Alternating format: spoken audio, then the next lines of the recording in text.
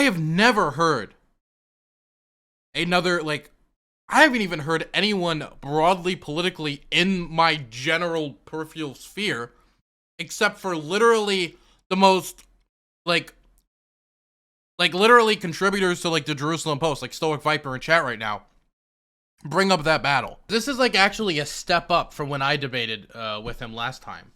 This is actually, like, a major step up. Like, the amount of research he's doing for this. Like, I can just tell. The Revolution of Dignity, staged in 2014 by America in order to overthrow Yanukovych. There's not a shred of verifiable evidence for this. Amen! The Euromaidan protests erupted across Ukraine from late 2013 to early 2014 for April. We're gonna watch Destiny debate Nick Fuentes on Russia. Now, I'm gonna be completely honest. I think to an extent, the reason why people like Nick Fuentes support Russia is because they're being kind of contrarian. And they also don't like democracy generally. And that Russia is a state very much similar to what I think you would like in America. You know, passing things like anti-gay propaganda laws, putting homosexuals in concentration camps in Chechnya. You get the idea, right? And so I don't really think he generally cares that much about, like, civilians in Ukraine, what the Ukrainian people want. I think it's just generally that the West is bad and degenerate. Putin is based and not degenerate. He loves the Christianity and all of that, etc. Therefore, I'm with Putin. I'm against the degenerate Ukraine. They're the they-them army. You get the idea. So his position is just, like, by default, he supports the Russia. I honestly think that's what it is. But maybe he's going to be able to propose a decent argument in support of the Russians. Who knows? I'm curious. And I'm also curious to see how Destiny deals with it. Definitely, since they don't have an agreed upon set of social values. As in, like, they don't both think, okay, so democracy is good, right? Therefore, they have completely different, like grounded axioms. So it's going to be interesting to see them interact. Yeah, so let's watch. Keep saying the purpose of the alliance is to contain Russia. Contain Russia from doing what?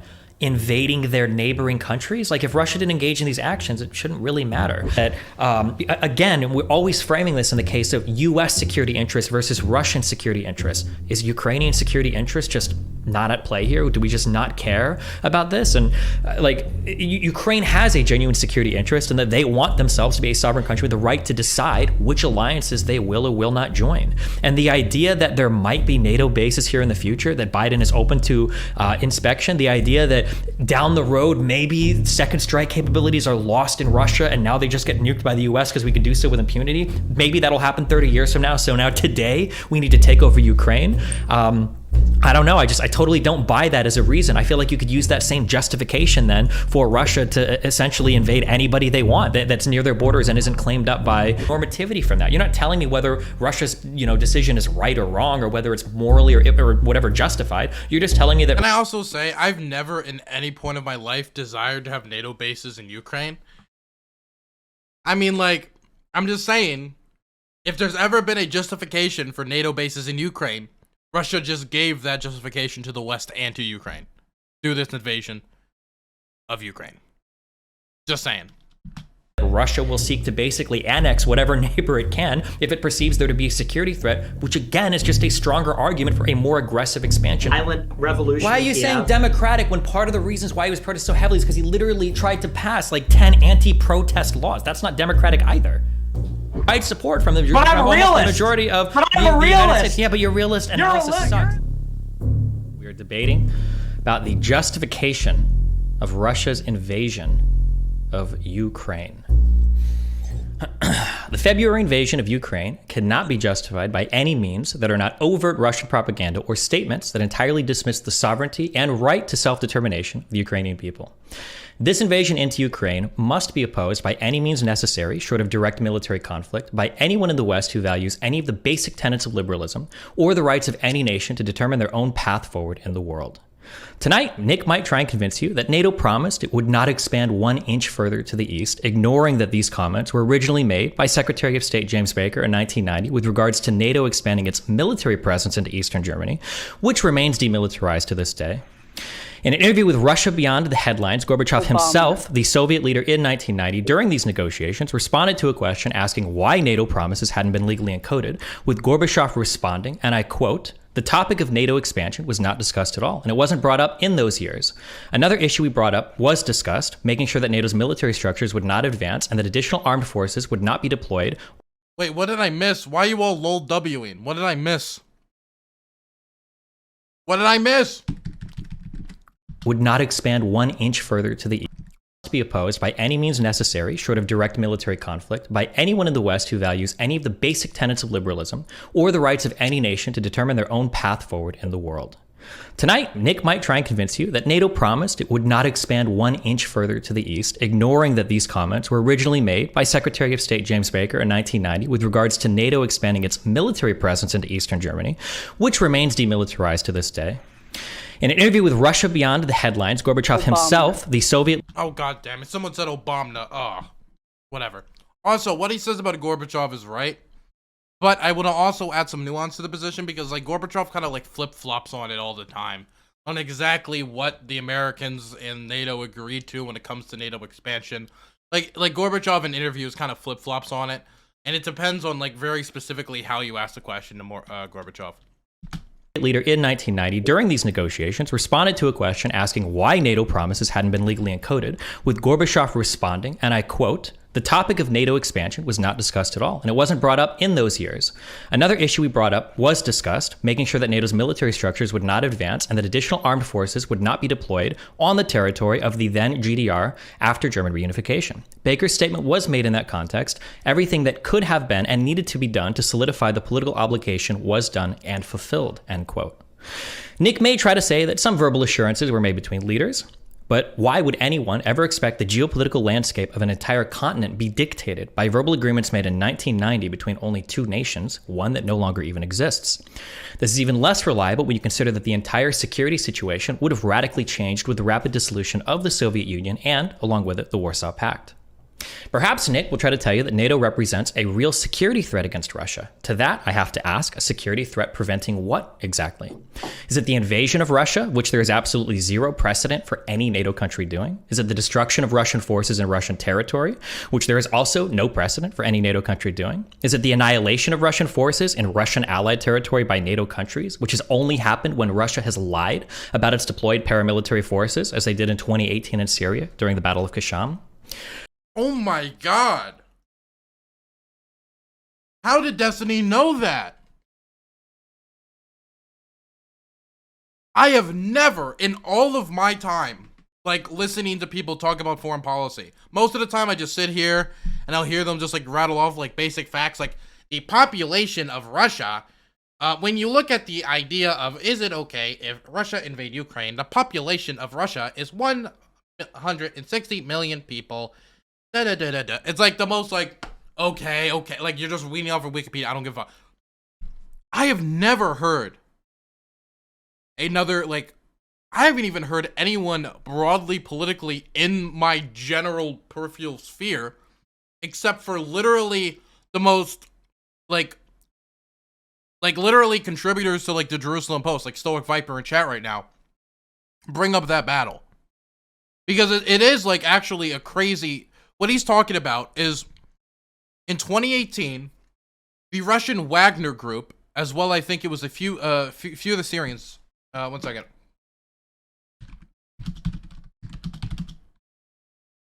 The Russian Wagner group basically engaged militarily with U.S. forces and the SDF, and it was the Syrian government. Like, basically, they had, like, a battle, and, like, to be clear, like, they got obliterated. I mean, they got obliterated. Like, one SDF fighter wounded. No U.S. casualties. The Syrians claimed that they just lost 55. The SOHR, with the Syrian Organization for Human Rights, claimed 68. The United States claims 211 with an unknown amount for wounded. Like, they got blown. It was like absolutely insane, right? And he's actually right. This is the only instance of this happening. So that's why this was such a crazy moment, right? Of it was like basically Russian proxy forces, paramilitary forces, like dying to American like airstrikes. Anyway, man, it was crazy, man. Man, I'm unironically impressed with Destiny on this one. Like, I'm just impressed here. Like, great job. You're saying a low bar? Look, I have never heard anybody in the space bring that up before. Or even mention it. Like, it's... Like, he's very obviously did a lot of research here. Sorry. Like, everything else, like, it's like, okay, this doesn't take that much digging to get to. Like, here... Like, I'm sorry. I mean, like, if this was an Oxford debate, I wouldn't be as impressed. It's just, I'm surprised it would have that level of, like, knowledge for a Twitch debate with Nick Fuentes. Perhaps, if I may suggest, instead what NATO represents is a threat to Russia's ability to undermine and interfere with the politics of its neighboring countries. Imagine a situation where Russia recognizes two independent, self-proclaimed republics that no one else in the world recognizes. They then send in their military to secure peace not only in the contested region, but to march far beyond that to the rest of the country. You must watch my stream, guys. That must be it. Simply out of fear of the election of a democratic leader who favors dealing with the West more than Russia. I'm not even talking about the modern-day conflict in Ukraine, but instead, this is the story of the 2008 Russo-Georgian War, where, instead of the self-proclaimed republics of Luhansk and Donetsk, it was the self-proclaimed republics of South Ossetia and Abkhazia, Ossetia. I never pronounce it correctly. Sorry. Instead of securing the important geographical funnel of Ukraine, it was... True! Somebody just brought this up in chat. That battle was the origin of "No, you can't blow up my army. We had such a manly ad meme." Yeah, you know that meme? Oh god, somebody has to link it. That meme came from that battle. Oh my god. It did. You're right. How did I forget this? Oh my god.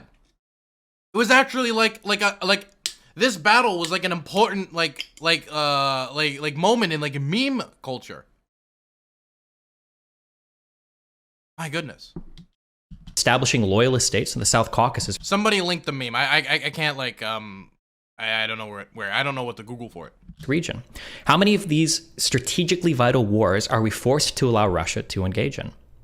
I wonder if Nick will bring up broken promises and agreements of the Soviet Union and Russia that were actually put to paper. Could be the 1990 Paris Charter signed by the USSR, which, and I quote, fully recognized the freedom of states to choose their own security arrangements.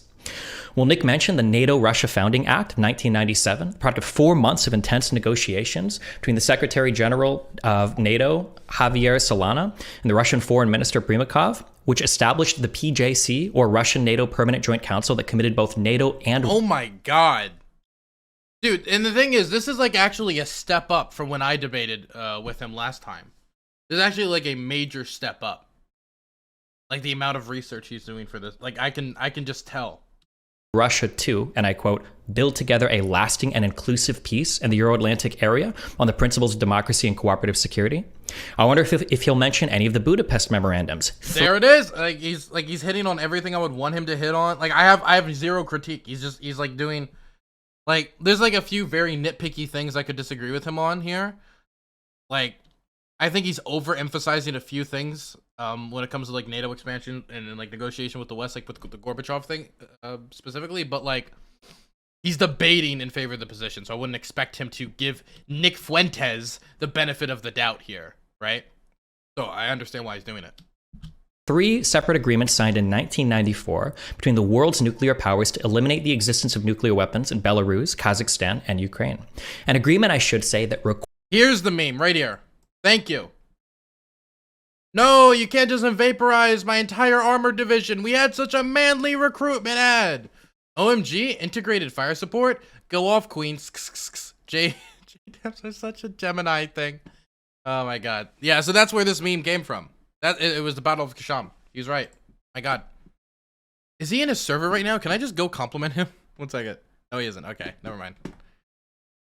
But somebody tell him that, like, I just listened to, if somebody would, just tell him I listened to his opening statement, and oh my god, this is unbelievably impressive. Like, I can tell he's, like, done a ton of research here, and, like, I've never heard somebody reference the Battle of Kasham on Twitch before. Like, I'm just impressed. It's probably, like, the best I've ever seen Destiny so far. I mean, like, it's just the opening statement, but, like, unless Nick Fuentes is completely dodges everything and somehow Destiny allows him to pivot, like he is prepared, uber prepared. Required these three countries to give up the most reliable means they had of securing their sovereignty in exchange for promises of, and again I quote, he's only like halfway through his opening, yeah, but he's hitting on everything I would want him to hit in the entirety of the debate. It quite, like, if he fails off after an opening like this, it would, like, literally just be his own fault. It would literally, if he somehow fails after, like, having all this information, then, like, this is just him failing. Like, I don't know what else to say. You know what I mean? Also, you see that in the background? It's the Hippy Dippy Championship! Look! Look at that. Oh my goodness. Independence and sovereignty in the existing borders, and a refrain from the threat or the use of force against Belarus, Kazakhstan, and Ukraine, signed by the United States, the UK, and Russia. Maybe Nick will attack the idea of NATO being a defensive alliance and point to times where NATO has indeed acted aggressively in the past. We're supposed to ignore that none of these aggressions happened towards Russia itself, of course, but I'm curious which interventions particularly threaten Putin. Does NATO's intervention in 1995 in the Bosnian War threaten Putin's plans for neighboring countries?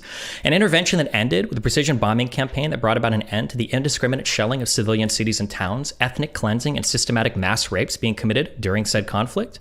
Is Putin worried that his attacks today on Mariupol, Kharkiv, Kherson, and against countless civilians in Ukraine resemble too closely the absolute destruction he wrought in 2015 at the city of Aleppo during the Syrian civil war? True! People forget. The Russian bombing campaign in Syria was probably one of the most barbaric bombing campaigns in history.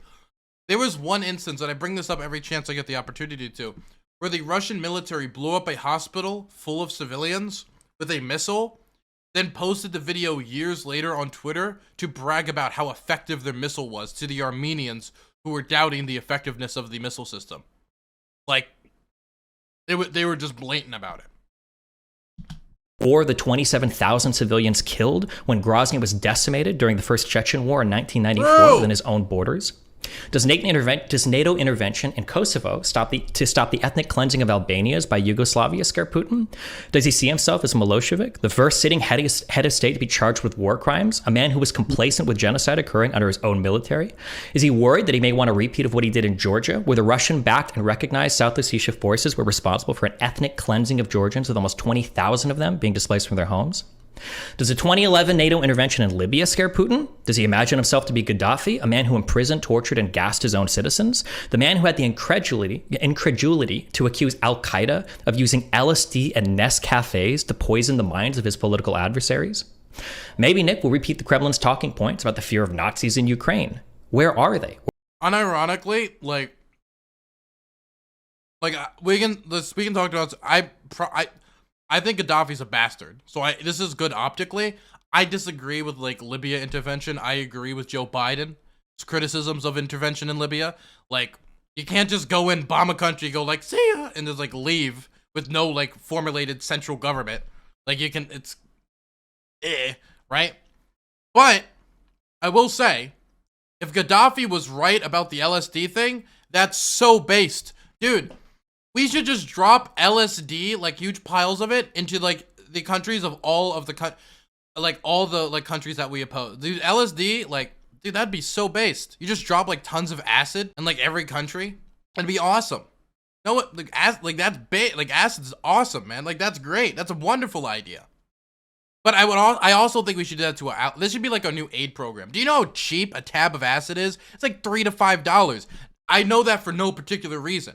All I'm saying is it'd be a pretty cheap aid program. And US aid could be doing a lot cooler things with that money. Where are all these Nazis? Every It time would be true acid rain. Okay, I'm done. I'm sorry. I hear someone complain about Nazis, the only two things they seem to bring up are the Azov Battalion, small force numbering less than 1,000 soldiers, and Stepan Bandera, a man who Is it 1,000 soldiers now? I thought it was 2.5. Either way, it's marginal. died in 1959 that remains incredibly divisive in Ukraine to this day. I'll be tickled if Nick wants to take up the position that we should be canceling people based on problematic histories and their associations with far-right movements, but I suppose we'll see what he does. Far-right Party of Svoboda today has only 15,000 members across the entirety of some 44 million people who live in Ukraine, and they only hold a single seat in that parliament. True, the right sector no longer holds any seat, and the political party of the Azov Battalion holds no seats as well. They have like single-digit polling. Polling data has shown that Ukrainians are some of the most welcoming people towards Jewish people in all of Eastern Europe. Between May and August of 2019, I like Nick didn't smile the whole time. Once Destiny says they're one of the most welcoming to Jews, just a little devilish grin just seems to rise up. You know, a little devilish grin. Ukraine was the only country in the world, other than Israel, Nick's favorite country, to have both a Jewish head of government, Volodymyr Groysman, and Jewish head of state, Volodymyr Zelensky. The only time in Ukraine's recent history when the Svoboda Party even had any real political influence at all was when they were being propped up by Yanukovych, the pro-Russian president. If Russia was so concerned about fascists, why would she not turn her eyes to the Russian imperial movement that operates so freely out of St. Petersburg? This is a movement that coordinates with several neo-Nazi movements all throughout Europe, even training 3 Swedish neo-Nazis before sending them back to Sweden, where they bombed a center for asylum seekers, among other attacks in Europe they've been involved in. Nothing operates within Russian borders so freely without Putin's implicit approval, so why does he not remove this organization from existence? Clearly, because Putin explicitly supports and is supported by Nazis. Dmitry Utkin is the founder of Russia's Wagner Group, and he bears Waffen-SS tattoos on his collarbone and chest. Commanding officers have been seen sporting Wehrmacht hats, giving Nazi salutes, spraying swastikas on desecrated houses and places of worship while conducting operations in Syria, the Central African Republic, and Libya on behalf of the Russian state. The fucking Wagner Group torture people with sledgehammers. They have a terrible human rights record. Maybe Nick will just appeal to the illegal coup known in Ukraine as the Revolution of Dignity, staged in 2014 by America in order to overthrow Yanukovych. There's not a shred of verifiable evidence for this. Amen! The Euromaidan protests erupted across Ukraine from late 2013 to early 2014 for a whole host of reasons. It wasn't solely due to Yanukovych, who, against the will of the parliament, exited a non-exclusive free trade agreement with the EU and entered the exclusive Eurasian Economic Union with Russia. Ukraine was widely considered in the 2010s to be one of the most corrupt countries in the world. The actual ousting of Yanukovych would only happen. Corruption Russia fostered, by the way. Not to mention the Russian interference in domestic Ukrainian politics and the accusations of assassinations and poisonings and oh my god. If people care about the American interference and America did a coup, even though that's complete nonsense, the idea we did a coup or something. Like, where's all the concern for all the Russian interference in Ukrainian domestic politics? Oh, Jesus, I'm sorry. If Destiny fumbles this, he has no excuse. This is such a good opening. He has all the cards on the table. He has every card at his disposal. After he ordered his police to open fire on protesters, killing over 100 in the span of a few days, with Yanukovych ultimately fleeing the country in fear of repercussions. Who knows, maybe the shooters were secret CIA agents as well. Russia's right to security does not supersede Ukraine's right to sovereignty. If Russia has a problem with all of its neighboring members choosing to look west for their future instead of to Russia, perhaps it's an issue for Russia to sort through. Nations should be able to dictate their own security without being threatened by a neighboring power hell-bent on rebuilding a dying empire. Mr. Fuentes, go ahead, sir. All right. Wow. Very interesting opening statement, but I think the rebuttal, the counter argument is supposed to come after my argument. I didn't hear a whole lot of justification for the NATO position, only just sort of these preemptive counter arguments against some of the so-called Kremlin arguments, so-called pro-Russian arguments. I didn't pre-write my statement, so I'm just going off the cuff here. I'll say this. A lot of what I just heard is really wholly irrelevant to the core argument in favor of the Russian intervention, or the argument that the Russian special military operation in Ukraine is. I swear to God, if he says genocide, I'm done, because this is like, honestly, it's one of the weakest arguments in favor of the Russian position. Appropriate and reasonable and limited in terms of its objectives. My position has little to do with the Azov Battalion or the Galician far right. It has little to do even with the claims that the U.S. had involvement in the Maidan Revolution in 2014. It has nothing to do with the assurances made to Gorbachev that Putin claims were there and others deny. It has nothing to do with any of that. It has to Okay, got it. So what is it? do principally with the expansion of NATO into Eastern Europe and specifically into Ukraine. And if you go through a timeline of events, it's really quite simple. In 1991, of course, you have the dissolution of the Soviet Union, and this is, Putin famously describes this as a geopolitical catastrophe, and what he's referring to is the fact that overnight Russia loses half of its population and parts of its territory that it had controlled for hundreds of years, formerly under the Russian Empire and then under the Soviet Union. Ukraine in particular was controlled by Russia for hundreds of Can I say even, let's say I actually agreed with Nick Fuentes here. Can I just say, let's say I literally agreed with Nick Fuentes that, like, I have a huge concern about NATO expanding to Ukraine. Let's literally just say I'm a Groyper now, and I agree with Nick Fuentes, okay? Let's say that. That's probably terrible for clip chimps, but let's say that's the case. Was Ukraine about to join NATO? Did you guys hear any, like, news reports of, like, Ukraine is, like, about to sign the dotted line and join NATO? Or they were at all close to joining NATO? I'm telling you, like, the conflict in Donetsk and Luhansk solidly make that impossible. It does. They're not going to join NATO while they have all these territorial disputes. I believe it's actually in the UN Charter that they literally can't. They've been trying to, but they can't. And they're not able to. And they're not able to in any time in the near future, from what I've seen. It's been stalled. And they're not going to, or at least weren't, before the invasion. So, what's the hurry? Why throw thousands upon thousands for about thousands lives away? Probably hundreds of thousands of lives away by the time this conflict is over, possibly. If it gets stalled out, like the Institute for the Study of War is saying that this conflict can get stalled out, we're going to see tons of deaths, millions of people internally displaced and millions of people internationally displaced, refugees, right? Why do this now? Why throw all these lives away to stop this thing that we don't even know for sure is going to happen and is certainly not happening anytime soon? Now, I can give you my theory, right? Which, if you believe in this theory, this is not a justification. In fact, it would be terrible. Vladimir Putin is 69 years old. He's an old guy. He's about to turn 70 this year. 70 years old. A lot of old world leaders recently. We don't got a lot of young leaders. Anyway, the man's getting up there. You know, once you're up in this age range, you need to start thinking about, getting away from power. Right? Actually resigning.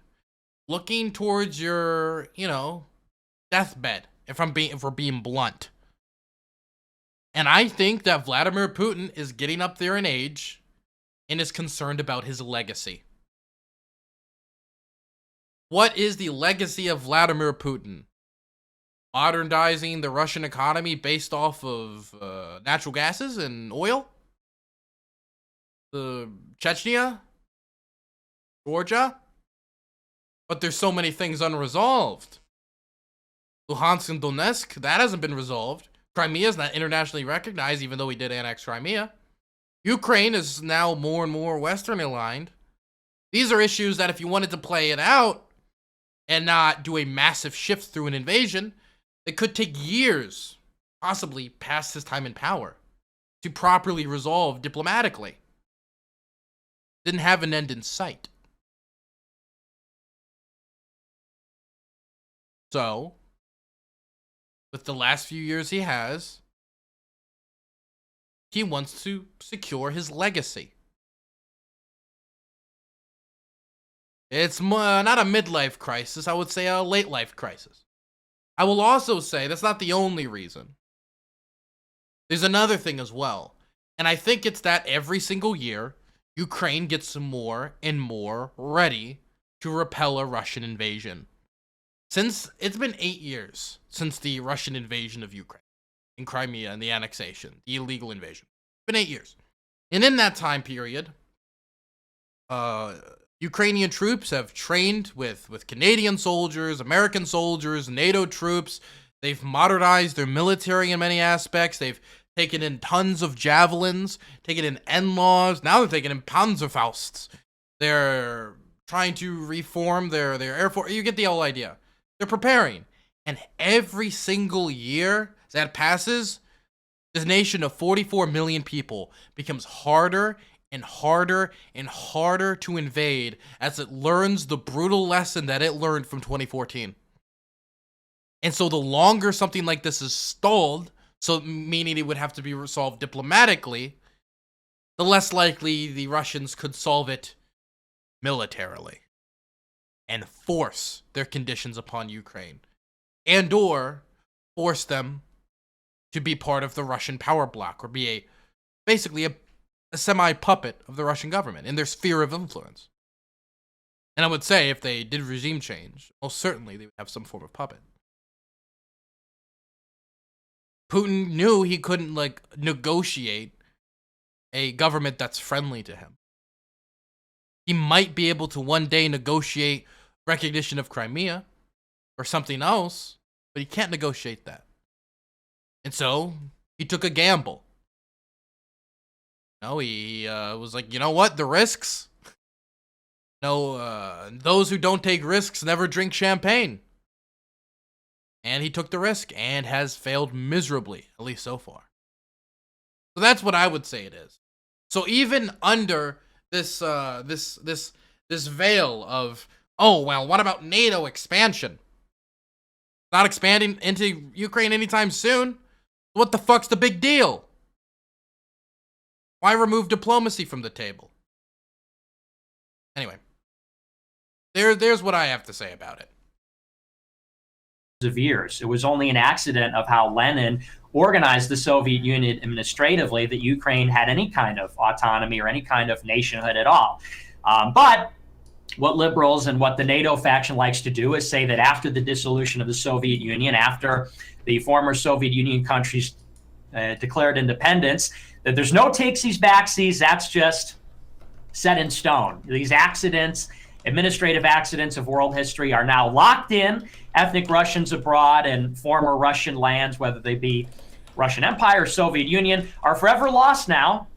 And the so-called sovereignty of nations that never really existed, states that never existed, must be respected ad infinitum until the end of time. And there's nothing that Russia can do about it. Yes. I find that problematic as far as the sovereignty argument goes. But let's take it a step further. NATO was formed explicitly to counter Russian power on the European continent. Of course, NATO was formed in response to Stalin's control over Eastern Europe, and it was formed to shore up Western Europe against the threat of the Soviet Union, which emerged from World War II as the second world superpower. Why then did, after the fall of the Soviet Union, the halving of Russia's population, the decimation of the Russian military, decimation of the Russian Empire, did NATO, a defensive alliance formed explicitly as a counterbalance to Russia, not only not disband with the Soviet Union and the Warsaw Pact, remain in place, but actually then expand further? And in 1997, that's exactly what they did. They announced their intention to expand. And there was, of course, the first tranche of NATO expansion in 1999 to Poland, Czech Republic, and Hungary. The second tranche of expansion in 2004, which included... I do want to mention, he's not saying anything wrong about NATO did expand. Of course they did. You just look at a map, right? Who was it leading NATO expansion efforts into Poland? It was the Polish. Who is leading NATO expansion efforts into Estonia? Estonians. The same with Latvians, Lithuanians, Hungarians, right? Romanians, Bulgaria, like everyone. Like they led it. It was them who wanted, like if you look up map of NATO countries. NATO is a voluntary military alliance, right? These countries were not held at gunpoint and they said, hey, everybody, you must join NATO. That's not what happened.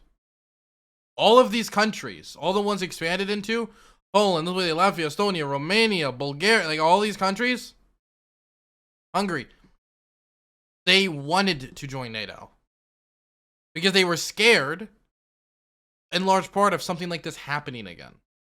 A Russian invasion of Ukraine, for example, or Russian invasion of Estonia, Latvia, Lithuania. Because if you listen to Putin's speech against Ukrainian independence, much of that equally applies to Estonia, Latvia, Lithuania, all these countries. And so, like, I'm gonna be honest, like, it seems like these countries were right about NATO expansion. It just seems that way to me, because now a former country that Russia is viewing an imperial mindset, they're invading. They're trying to either make it pro their system or just blatantly take land from them.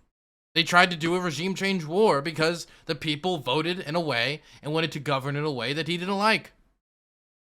So yeah, I mean, it seems like they were right about NATO, that this threat might come up again.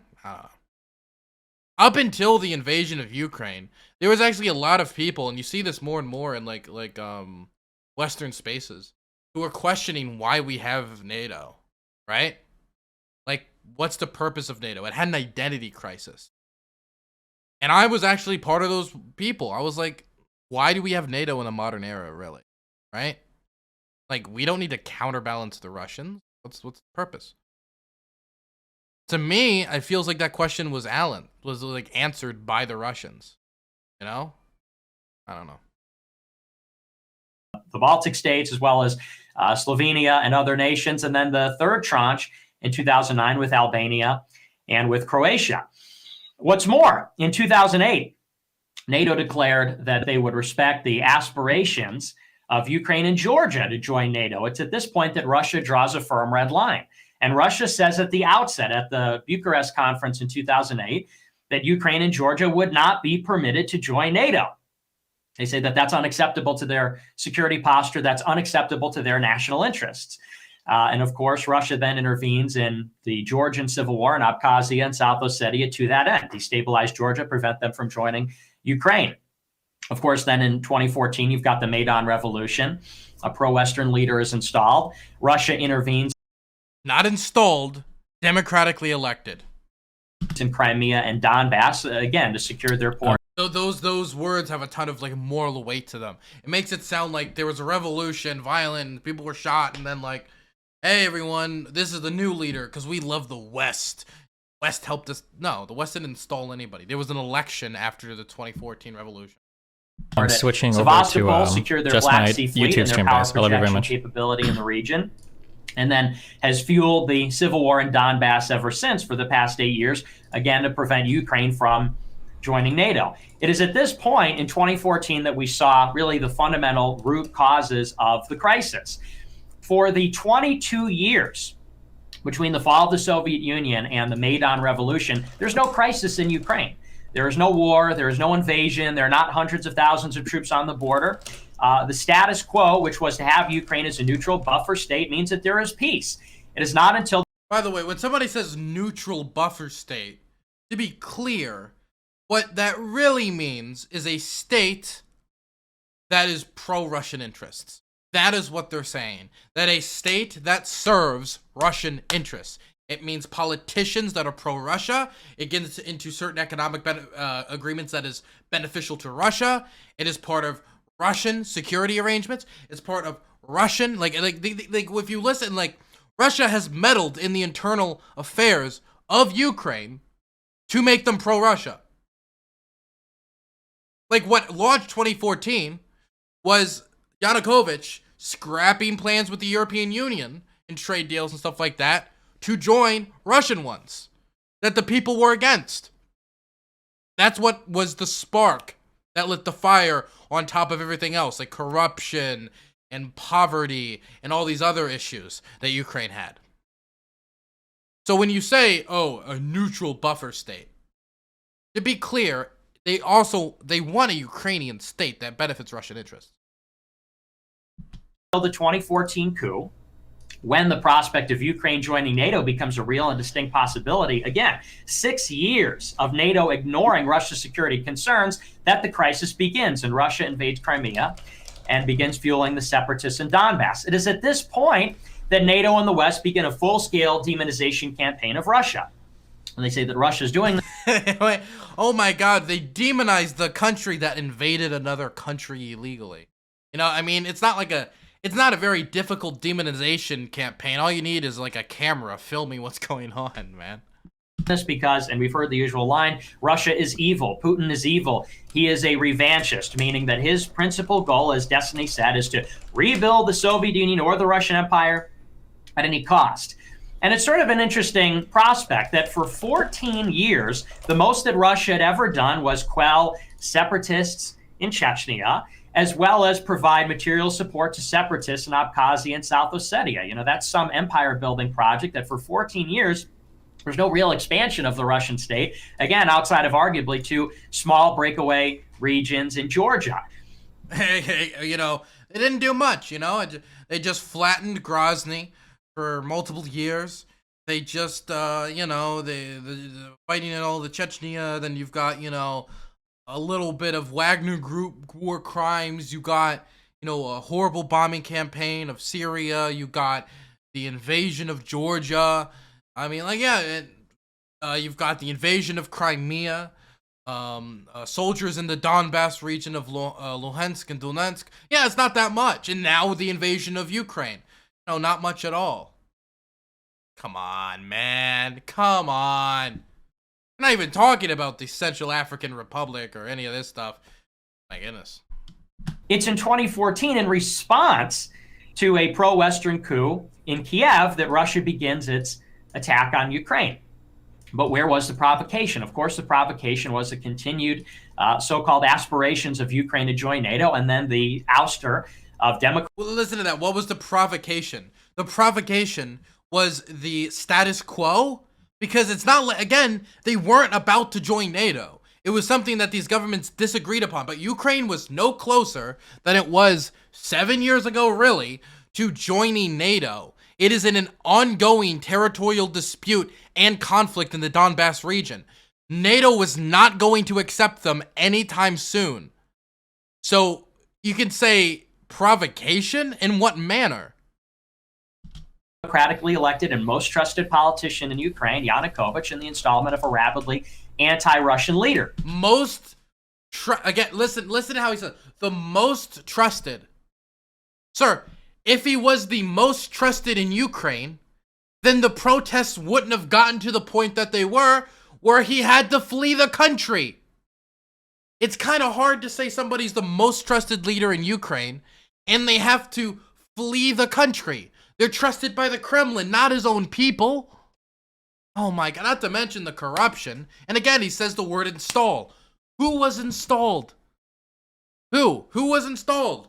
No one was installed. There was a democratic election. So what precipitated the crisis truly? Well, it was the Western forces. Since then, the West engages in this demonization campaign and says all along, even though and honestly, when Russia invaded Crimea, this caught the West off guard. The fueling of the separatists in Donbass caught the West off guard. But overnight, you know, whereas Obama said in 2012, you know, the 80s called, they want their foreign policy back, and Hillary Clinton hit the reset button with Sergei Lavrov. Overnight, we determined that Putin was always no good, evil, dictator, and so on with these revanchist claims. Well, no, yeah, Putin's always been a terrible person. I mean, that's not really like a question. All you have to do is look at Grozny to make that determination. His response to the Maidan Revolution. Does the United States abandon its ambitions for Ukraine to join NATO? Of course not. And these are some of the precipitating factors for the current crisis. In September of 2020, the United States flies B-52 bombers across the edge of the Crimean Peninsula and near Donbass, a very provocative action. These are okay, dude. Fuck. Honestly, no. I hate it when people do this shit. People will do this. It's actually like scummy, and it shows complete bad faith. So I could literally stand here all day and list the amount of times when Russian bombers have gotten near Swedish airspace, you know, or oh, Norwegian airspace or NATO airspace, right? Like, if he wants to, like, we could just go back and like list instances where bombers have done that, right? You want to know what I think was a big provocation? Donbass rebels funded by the Russian government shooting down civilian airliners, killing hundreds of people, right? Jesus Christ. Nuclear capable bombers. In June 2021, 6 months later, the United Kingdom sails a British destroyer, the HMS Defender, into disputed Black Sea waters, where it's chased out by Russia. November 10th, 2021, Ukraine and the United States sign the Charter on Strategic Partnership. And this is an updated document from 2008. Washington says it supports Ukraine's, quote, aspirations to join NATO. October 26, 2021, Ukraine begins using Turkish Bayraktar drones in Donbass, which decisively, of course, turned the tide of the 2020 Nagorno-Karabakh war. And, of course, they purchased these Turkish drones from Turkey, a NATO country. And this is the rearmament of Ukraine. And then finally, the last straw comes in February 19, 2022, when Vladimir Zelensky at the Munich Security Conference suggests that Ukraine may rearm itself with nuclear weapons. And so you see in 2014... Okay, let's be for real, okay? They were not on any path to rearm themselves with nuclear weapons, number one. Number two, you're telling me after a country loses Crimea and loses the Donbass region in large part, Donetsk, Luhansk, and is fighting over it, thousands of its soldiers are dying, being killed, and Russia is doing massive military training exercise on its border, then none of that is a provocation.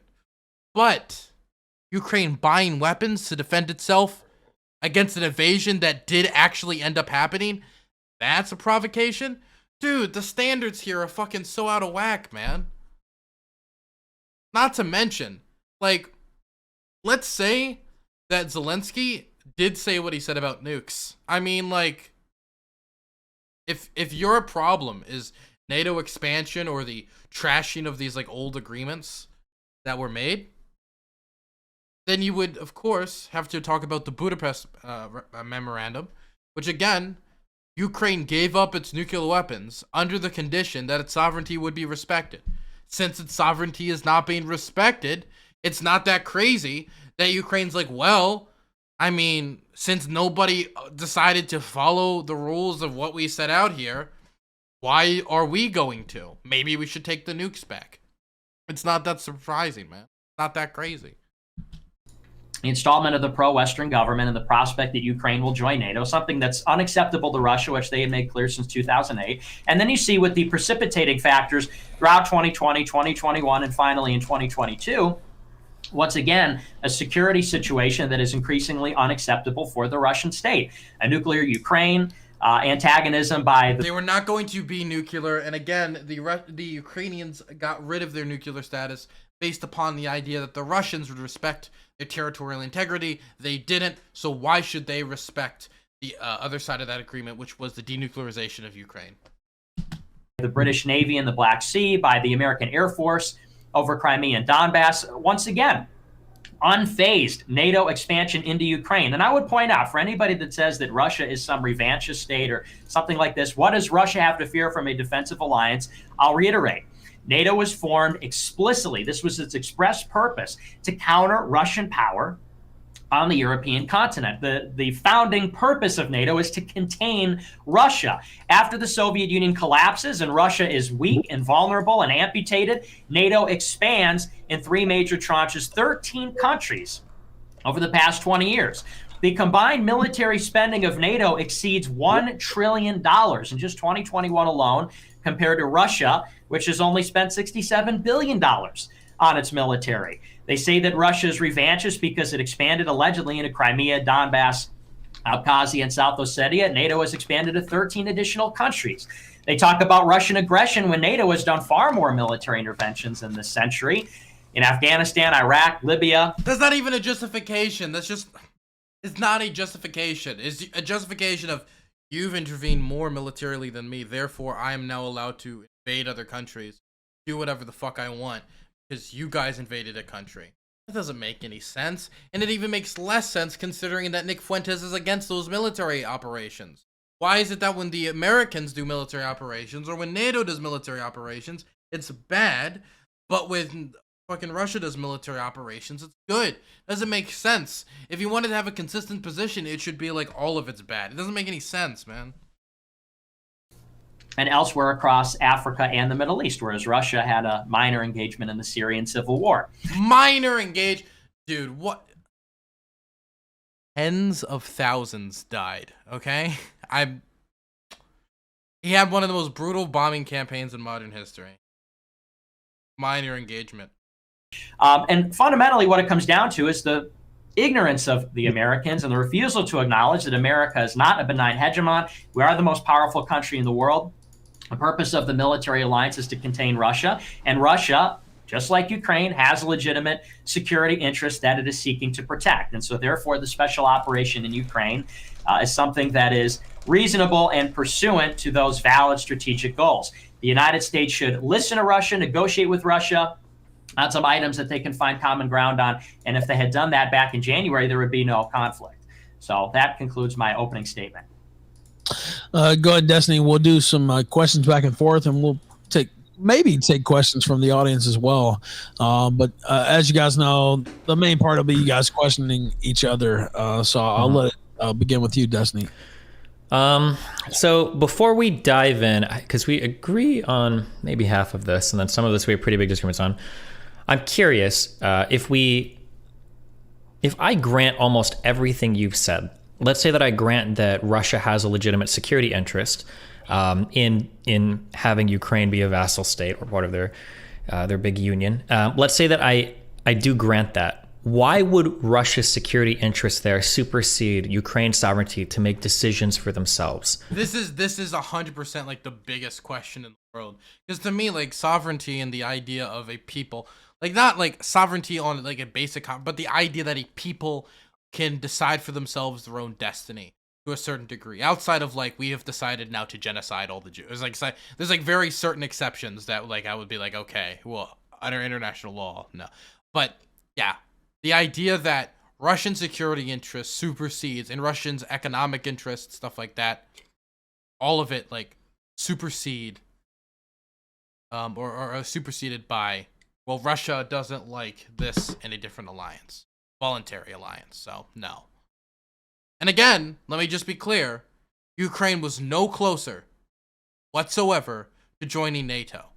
So even if you agreed with Nick Fuentes on literally everything, including the NATO expansion, it wouldn't make sense to invade now outside of some fear that Putin wanted to like maintain, like ramp up his legacy, and or the Ukrainians might be able to defend themselves more later. Why, like, under what, how would you tell an entire country, like, listen, we know you guys want to look more west, we know you want into these free trade agreements, but we can't do that because Daddy Russia's scared, so you kind of just have to cuck yourselves eternally to that country. Good luck. Yeah, see, I've heard that argument before, and it's this question of security versus sovereignty. And, unfortunately, I think the consequence of, this NATO expansion and everything is that Zelensky was emboldened. The question is, to me, whether there's sovereignty or security, I think is sort of an abstract question. The question is, why is Russia currently in Ukraine? Well, I guess you would say that, Russia having some kind of control over Ukraine at all or influence over Ukraine at all compromises their sovereignty in favor of Russia's security. I would say this is just how great powers behave. This is unfortunately, fortunately or unfortunately, this is just how the world is. The question is, how do we prevent conflict in Ukraine? Why are there currently people dying? Why is there a war going on? And that is because NATO has expanded and emboldened Zelensky. Again, they were no closer to joining NATO. This is complete bullshit. They were no closer to joining NATO. And they have not negotiated with Russia. Now Russia. And so he's just his answer. It is what it is. This is how the world works. Therefore, fuck sovereignty. Like, this is a terrible answer. If that is what the world is, that's not how it should be. And therefore, I will support Ukraine because I more favor Ukraine's sovereignty and ability to govern themselves more than Russians' economic or security interests. Has had to undertake something which, that they've had to demonstrate what a sphere of influence is really about, which is there's an underlying threat of the use of force. I agree with you in some sense that Ukraine must be a vassal state for Russia to have its security. But this is how great powers operate. This is how the entire Western Hemisphere is organized. This is how Western Europe is organized. If that's the response, then why can't I just? So I'm looking for some normativity from you, not just descriptions. But if we are just going to go on descriptions, you can't really then attack NATO for continuing to expand, because I would just utter the same back to you. Well, this is just what the United States would do. Of course, we'd want to expand our sphere of influence and include Ukraine into NATO. But at that point, you're not really left. Yeah, then we could just say in response, like, okay, then I don't care what Russian security interests are. And on top of that, I care about Ukraine sovereignty. So screw it.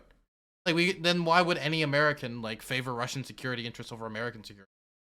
Then it's just become a dog-eat-dog world, you know? It is what it is. Left with being able to defend Russia's actions any more than I would defend NATO's actions, including Ukraine. Well, here's what I would say the difference is that for Russia, Ukraine is a vital security interest. For NATO, Ukraine is not a vital security interest. And that really is where the difference lies, is that once again, when you consider that, and you could say that, well, Ukraine has a right to join the NATO alliance. They may prefer, which I would say. There's a plurality of people in Ukraine who want Ukraine to be a NATO member state. Mm-hmm. But what exactly does now it's a majority? I think it used to be a plurality. Now it's a majority.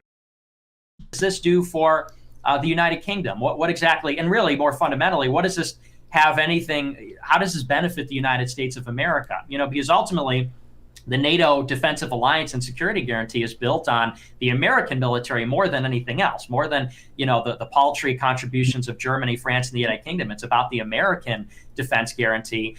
And so the question is, as far as Russia intervening, this is a defensive act shoring up a vital security interest. NATO expansion into Slovenia, Croatia, Ukraine. How is this? And I guess I would throw it back to you. Why is this a vital security interest for the NATO countries, and more specifically the United States, which underlies the whole security guarantee? Well, so firstly, it doesn't have to be a vital security interest. The membership into NATO is contingent upon a country wanting to join, and then contingent upon NATO membership. You can make the argument that Estonia isn't a vital security interest. The way NATO works is all the NATO countries defend each other because they could all have separate different security threats from anywhere in the world. For the Americans, that for example, for them it was 9/11. For Estonia, Latvia, Lithuania, and Romania, etc. You get the idea. For them, it was, to be completely honest, it was the Russians, right? It is basically a big group of countries say, you got my back, I got your back, right? That's why it's voluntary. That's why it's usually, I believe, you actually have to have a referendum actually join NATO. So again, then you would just say well, then our alliance gets stronger, because obviously the Ukrainian military is very effective once you put a gun in their hands, huh? They've got morale, they can fight, obviously, right? So hey, if we're just gonna play this dog-eat-dog world game, which if you just want to engage realism here, which that's not how I would want to engage it, I think there's a moral argument to be made about the sovereignty of the Ukrainian people, them being able to govern themselves and not being ruled by a Russian puppet, right? I think there's a moral argument that I could make as to why we should support them.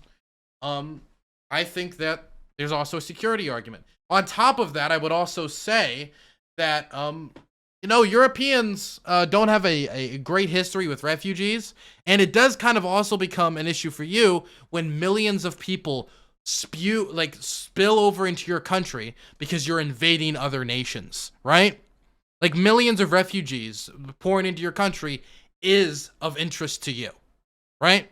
Not to mention economic instability that can be caused, and instability in the region, and the possibility of spillover. For a good example is Moldova. If you looked at certain Belarusian plans that Lukashenko showed on national television, he showed a plan where there was this proposed invasion from Transnistria into fucking into Ukraine, and which of course would be violation of Moldova security, and if the conflict expanded, there's so many reasons as to why NATO and the United States would not want a Russian invasion of Ukraine.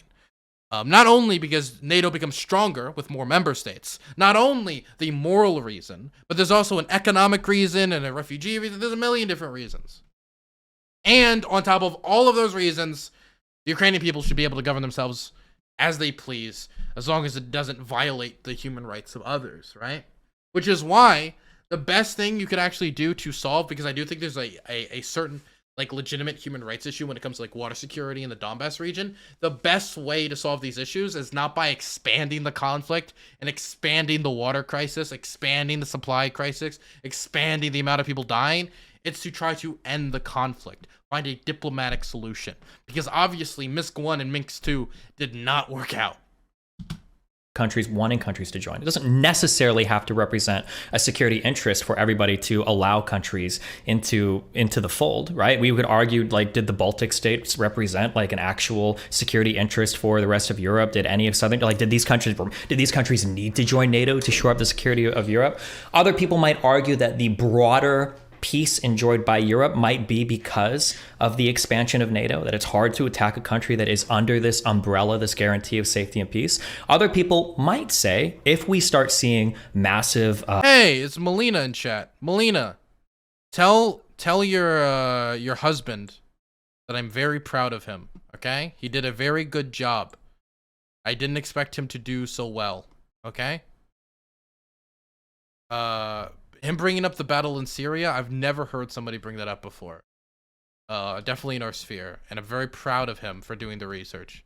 You can tell him directly, I tried, but he's playing League of Legends, and I don't endorse addiction, okay? My mother was a heroin addict, but thank God it was that killed her and not the League of Legends.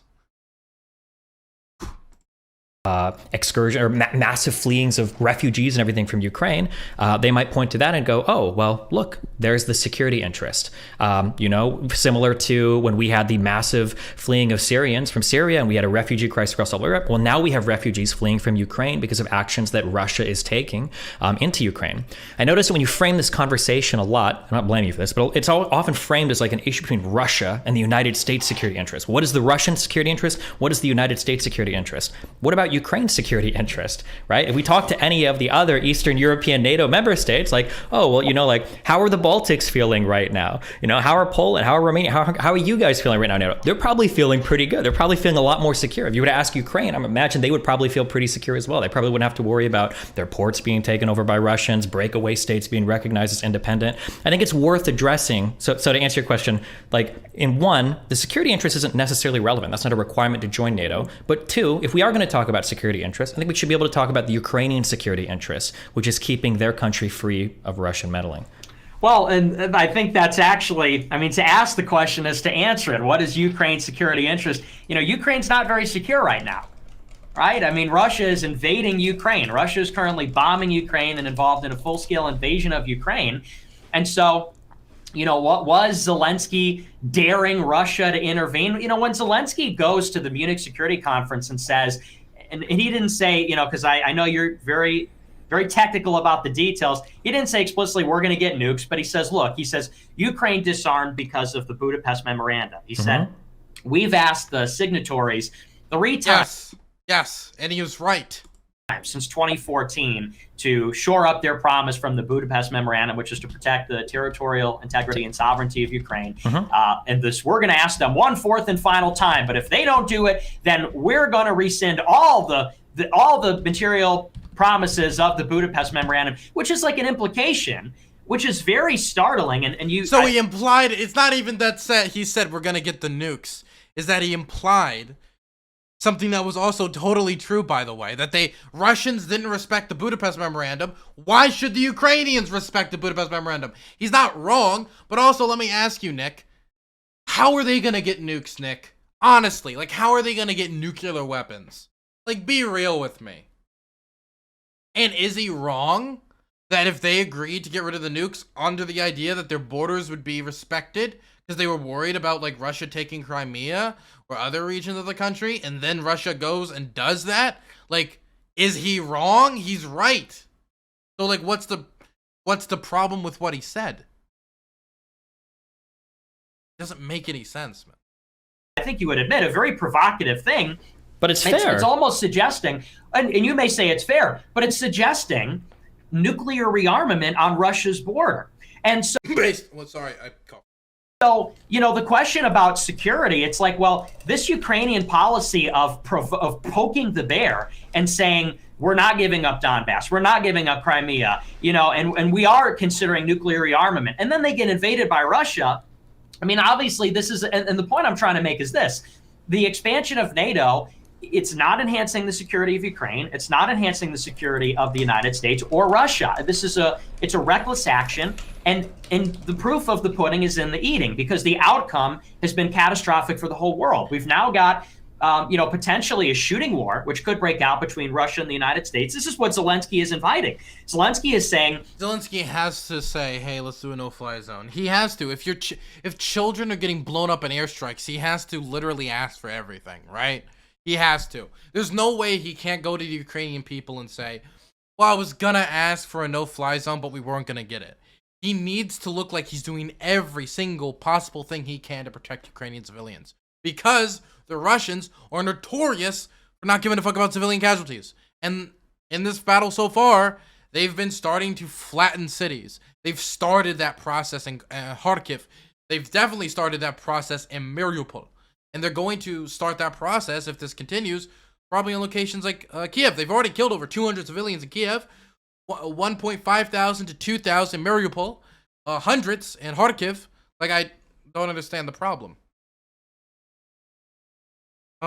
Chad has corrected me, Dylan. The edited YouTube vid doesn't have the questions in it at all, so it's fine to watch it all. Oh, okay. Was there somebody spamming the N-word in kill string? I wouldn't be that surprised. Let's have a no-fly zone over Ukraine. You understand what that entails. And the United States won't even send their fighter jets to Poland to compensate Poland, right? And so the point is this. Yeah, and Biden said, and by the way, I kind of disagree with Biden on this one. I might actually be a little bit more into this than Biden is when it came to the jets. But I understand the reason he didn't do it. He didn't want to provoke Putin any further, right? And how do you get those jets into Ukraine? The MiG-29s, the Polish MiG-29s, without like having American pilots do it. Or if you transport it on the ground, then wouldn't the Russians just take them out? I understand the concerns. Is this expansion, it's not. Nick said the T-slur in the live stream, but it wasn't included in the edit of it. Wonderful. Thanks for telling me. Good for Ukraine security, clearly, or Russia. Hey, when I said it's wonderful, I mean it's wonderful it's not in the vid. Not it's wonderful he said it. I just want to be clear. I want to clarify that. Or the United States. What should have been done is that Russia and the United States and Ukraine could have had a constructive dialogue about surface-to-surface missiles, about the Russian base in Crimea. And there's just, and I don't want to ramble too much. This is my last point. I'll let you respond to this. You talked about we can't enhance one country's security at the expense of another. Well, let's say for the sake of argument that NATO expansion enhances the security of Ukraine. Because you're right. I mean, would this prevent Russia from intervening if it was a done deal? Probably, yes. But what does this entail? This entails that NATO now has the right to put military bases, surface-to-surface missiles, potentially ABM platforms and other things in Ukraine. But again, he's making this argument as if this is the reality. Either Putin invades Ukraine or Ukraine becomes a member of NATO.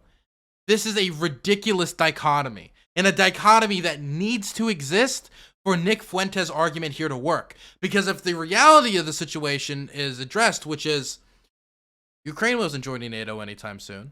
They weren't any closer to joining NATO. They weren't even any closer to joining the European Union until the invasion started, and now that was fast-tracked. If anything, now to the fact that this has happened, I would say that this has emboldened many countries like Finland to actually look at joining NATO. The majority of Finns, for the first time in history, now support joining NATO.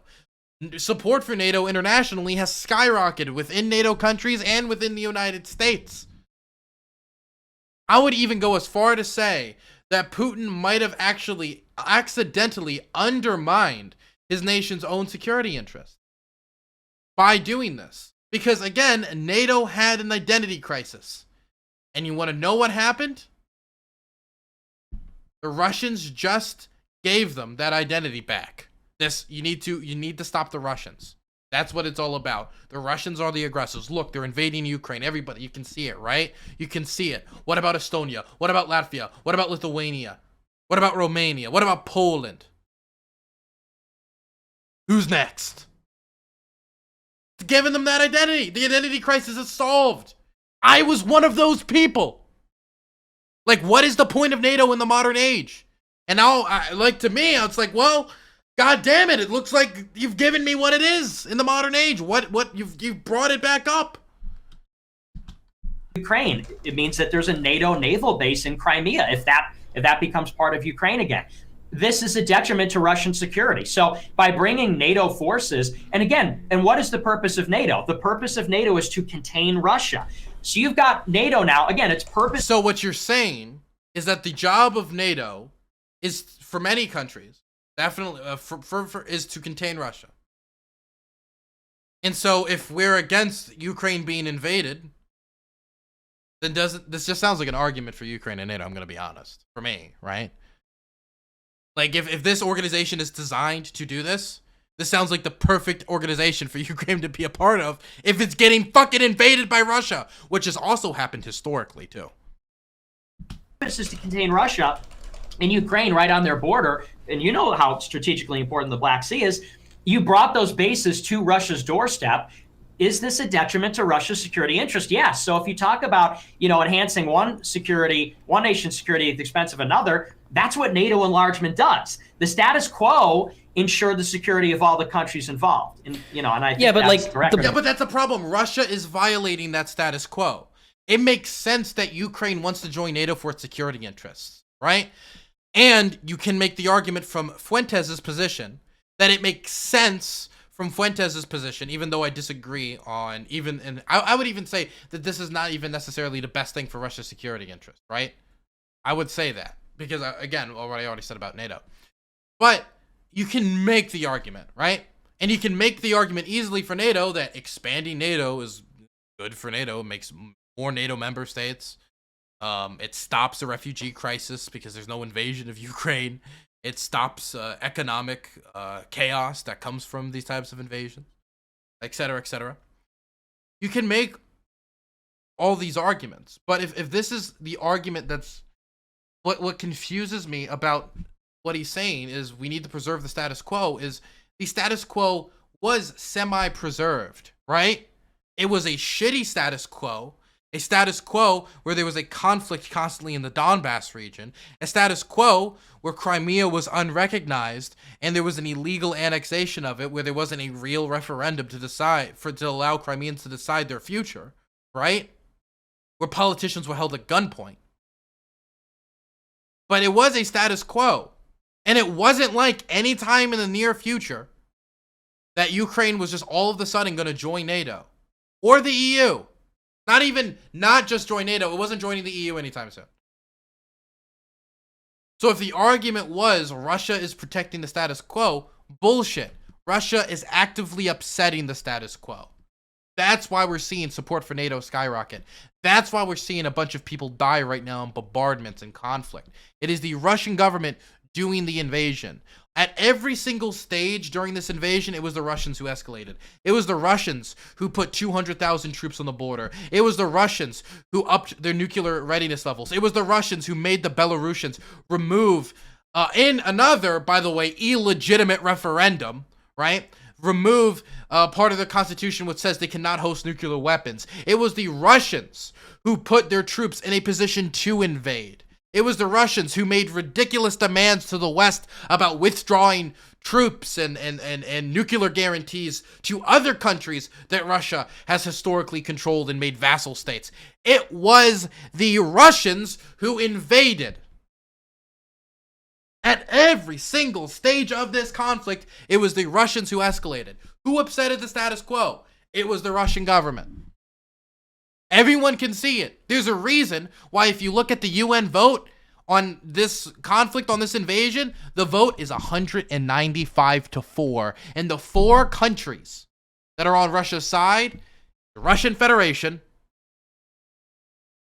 Belarus, Bashar al-Assad, Syria, and North Korea. And I think possibly Eritrea, which is known as the North Korea of Africa. Everyone sees who escalated the situation.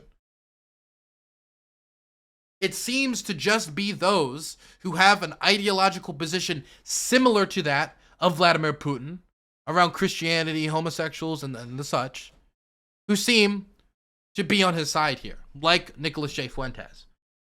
And I'll also be honest.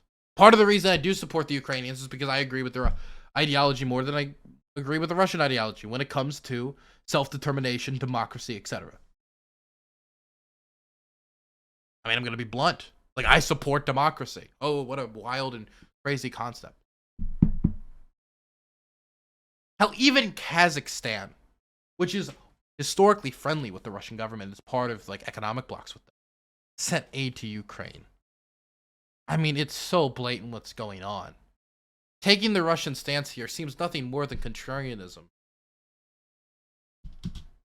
History's clear on this. I don't like that it's equivalently talked about that, like, well, like Ukraine's security interest is to not be fucked with, and Russia's security interest is to continue to fuck with. So I'm going to be a little bit more lenient on the side of Ukraine that doesn't want to be invaded, that doesn't want its territorial integrity constantly threatened, that doesn't want, which I am glad at least you acknowledge that, like, all of those Eastern separatist groups are fully funded and backed by Russian militaries, right?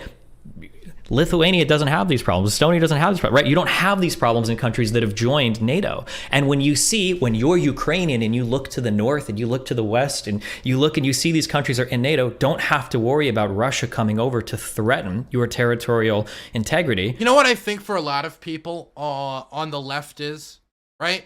And I've found this out, right? I think there's been some personal transformations in my personal ideology.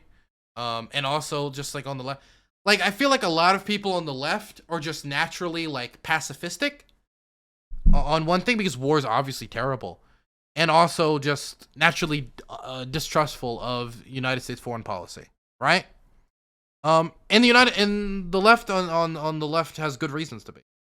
I think the natural position should be against war and against escalation and conflict and stuff like that. But when it comes to one country invading another country because they don't like how their people voted, right? They don't like that they're not serving that country's economic and security interests. They don't like these things, right? And we're going to go in there, do a regime change war on false claims of denazification and genocide, which has been rejected by the UN Secretary General and the International Criminal Court of Justice. Or, I don't know, man. Like, if your position in there is, oh, well, just let Ukraine die. Don't send them weapons, don't send them support, don't send them anything. It seems like the problem isn't, like, oh, NATO expansion or anything there. It seems like the main issue for you in this situation is, I don't want to get involved, pacifism all the way. I'm a pacifist, which I can tell you I'm not a pacifist. I believe there are certain values that we should and should not support. I believe there's certain things we should and should not support. And one of those values is democracy. Democracy and a right for people to govern themselves. And I think this is one of the instances where we should. I want to end the U.S. blockade on Yemen. I supported withdrawing from Afghanistan. We didn't have the support of the Afghan people enough to do the nation building project there, right? We don't have the support of the Yemen people. There's no reason to blockade Yemen. Zero reason to blockade Yemen. You know who we should be supporting? Not only Ukraine. We should be supporting the rebels in Myanmar. That's a position I don't hear from anyone. I don't hear people talk about the rebels in Myanmar. I'm going to say, honestly, I think part of it's their complexion. And I'm going to say I think the other part of it is they don't have nearly as good of a PR team. So, like, I hold this value consistently. Not to mention, if you want to talk about genocide and stopping genocide and ethnic cleansing, Myanmar's military government has been engaged in genocide for a very long time against the Rohingya Muslims. Oh my God. I want to do more videos on Myanmar. I want to interview scholars from Myanmar if possible. This is a conflict that I actually care about a lot, but never get the opportunity to talk about. I really care about it. But Myanmar is not strategically important. Ukraine is to an extent. I think that's another reason why it's covered more. I don't understand how we can say that there isn't a vital security interest there for Ukraine unless you're literally saying, well, there's not because, look, Russia made it not, right? I don't know if that's necessarily a fair thing to say, that they don't have a security interest because now Russia is afraid of them dealing with their security interests. We talk about like it's so ironic, and this is another thing that's ultra ironic too, is we talk about like, well, NATO is an organization without purpose. It was created to only contain the Soviet Union and the Warsaw Pact, and in '91 it should have been disbanded. You know, people say that. Other people say, well, maybe the expansion of NATO can ensure greater periods of peace and prosperity for Europe, which arguably it has. But now, today, now you have.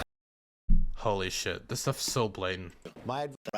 I think it was the rightful thing to do. My advice to him was provide them the armament earlier. Simply help us provide the weapons that we can defend ourselves.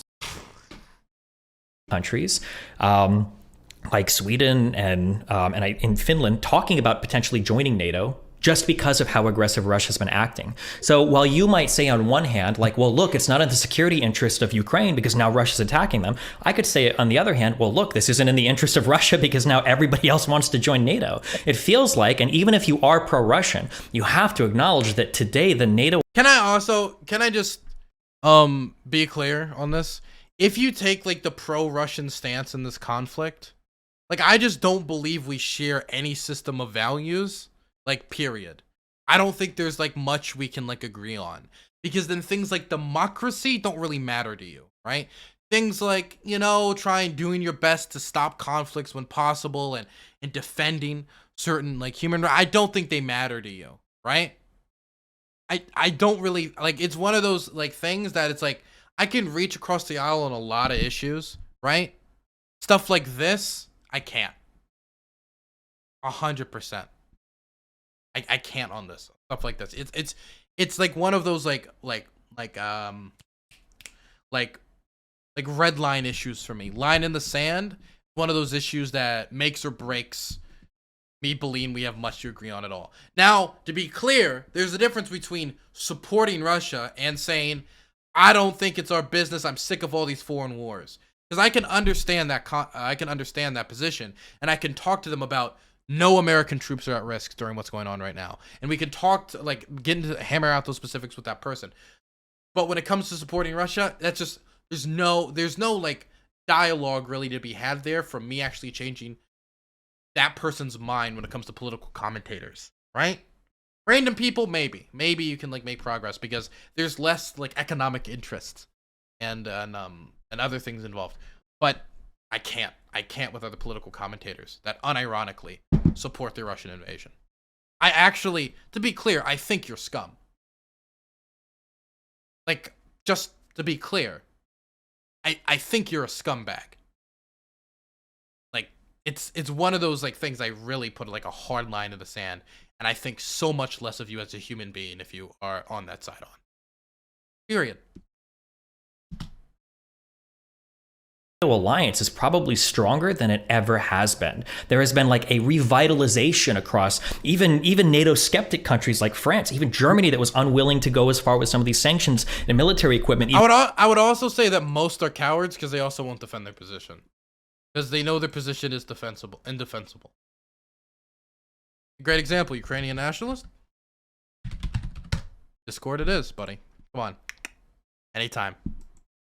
Even Poland that initially didn't want to contribute as much. These countries have been revitalized in purpose, united against Russia, to where if Russia doesn't succeed in Ukraine, or even if they do succeed in Ukraine, it feels like now all they've done is create a stronger NATO. I feel like something that the United States has done a decent job of, say for Iraq, at least in the past 30 years, feels like exerting soft power instead of this hard power, this idea that you need to invade and take over everything, maybe would have been a better route to go for Russia, rather than, I'm going to Sevastopol, I'm going to Crimea, I'm stealing your base, I'm funding these separatists, and I'm going to invade the fuck out of your country if you don't do exactly what I say. I feel like the era for that politics is past, and all Russia has done with their current actions is undermine the security of all of Europe, revitalize NATO, and threaten Ukraine's sovereignty for no real justification of its own other than they want control. Here's a comment for Joe. Not want a war with a nuclear power equals coward. To be clear, I didn't say because my position is not, I don't believe you should put U.S. troops in Ukraine. I did a whole video with Ben Burgess, who wrote an article about it, saying we don't need a no-fly zone in Ukraine. I don't want nuclear war with Russia. We're not going to have a nuclear war with Russia. This is Putin beating his chest because he's desperate. He's desperate because he got his nose bloodied by Ukrainian resistance, man. You don't, sending weapons to Ukraine isn't going to start a nuclear war. Yeah, you can think Putin's crazy or a madman, even though I don't agree with you. To be clear, he understands mutually assured destruction. He's not going to destroy the world, okay? The only thing he's destroying long term probably is his legacy. Control of that piece of land. Well, and you even conceded, though, it's, you know, there is a vital security interest in Ukraine. It's not just because they're greedy and everything. And I would flip it on its head and say, we talk about the security of Ukraine. We're not talking about a bilateral security guarantee. We're talking about NATO, which is an empire in a sense that, you know, the NATO states are beholden to the United States. I mean, we know this, that... Dude, no, fuck, no, man. Okay, the thing is, if that's the case, why did it take Russia invading Ukraine to make Germany finally like, oh, maybe we should pay the 2%? Maybe we should do 2% GDP spending on the military.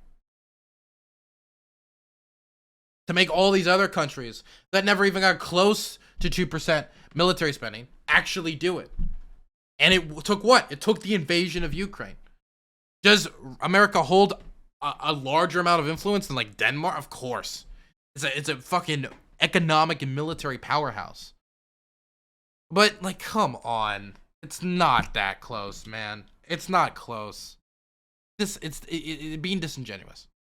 Georgia and Ukraine, their aspirations to NATO were recognized over the objections of France and Germany in 2008. We know that the United States run NATO. We know that the United States has always run NATO. So when we talk about Ukraine, it's fine. To be clear, Ukraine was not going to join NATO anytime. It wasn't like an inch away or anything like that, to be clear.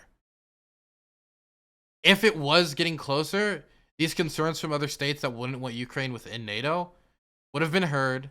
It would have either been dealt with or Ukraine wouldn't have joined NATO. Fine and well to say, oh, well, Ukraine might be concerned or something.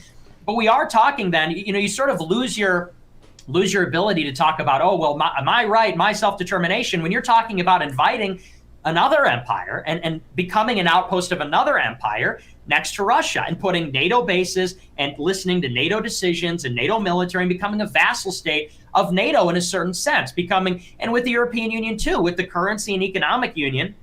Are we going to pretend that there's no pressure exerted on Ukraine from Brussels and the EU? There's no pressure exerted on Ukraine in NATO from Washington, D.C. as a result of their being joined up with these supranational unions? Of course there is. And I also want to frame the conversation. Of course there would be pressure to like do this economic deal and do that economic deal. But if the Ukrainian people choose to join the Western Economic Union instead of the Russian Economic Union, that is their decision. The whole protest movement against Yanukovych, which Nick Fuentes seems to think was a completely respectable individual, did not have a terrible human rights record or corruption issue whatsoever. And the Ukrainian people thought was super fair, even though, again, they scared him out of the fucking country, right? It is up to them which economic unions they want to be a part of, economic deals they want to be a part of. And I would include defensive alliances in that as well.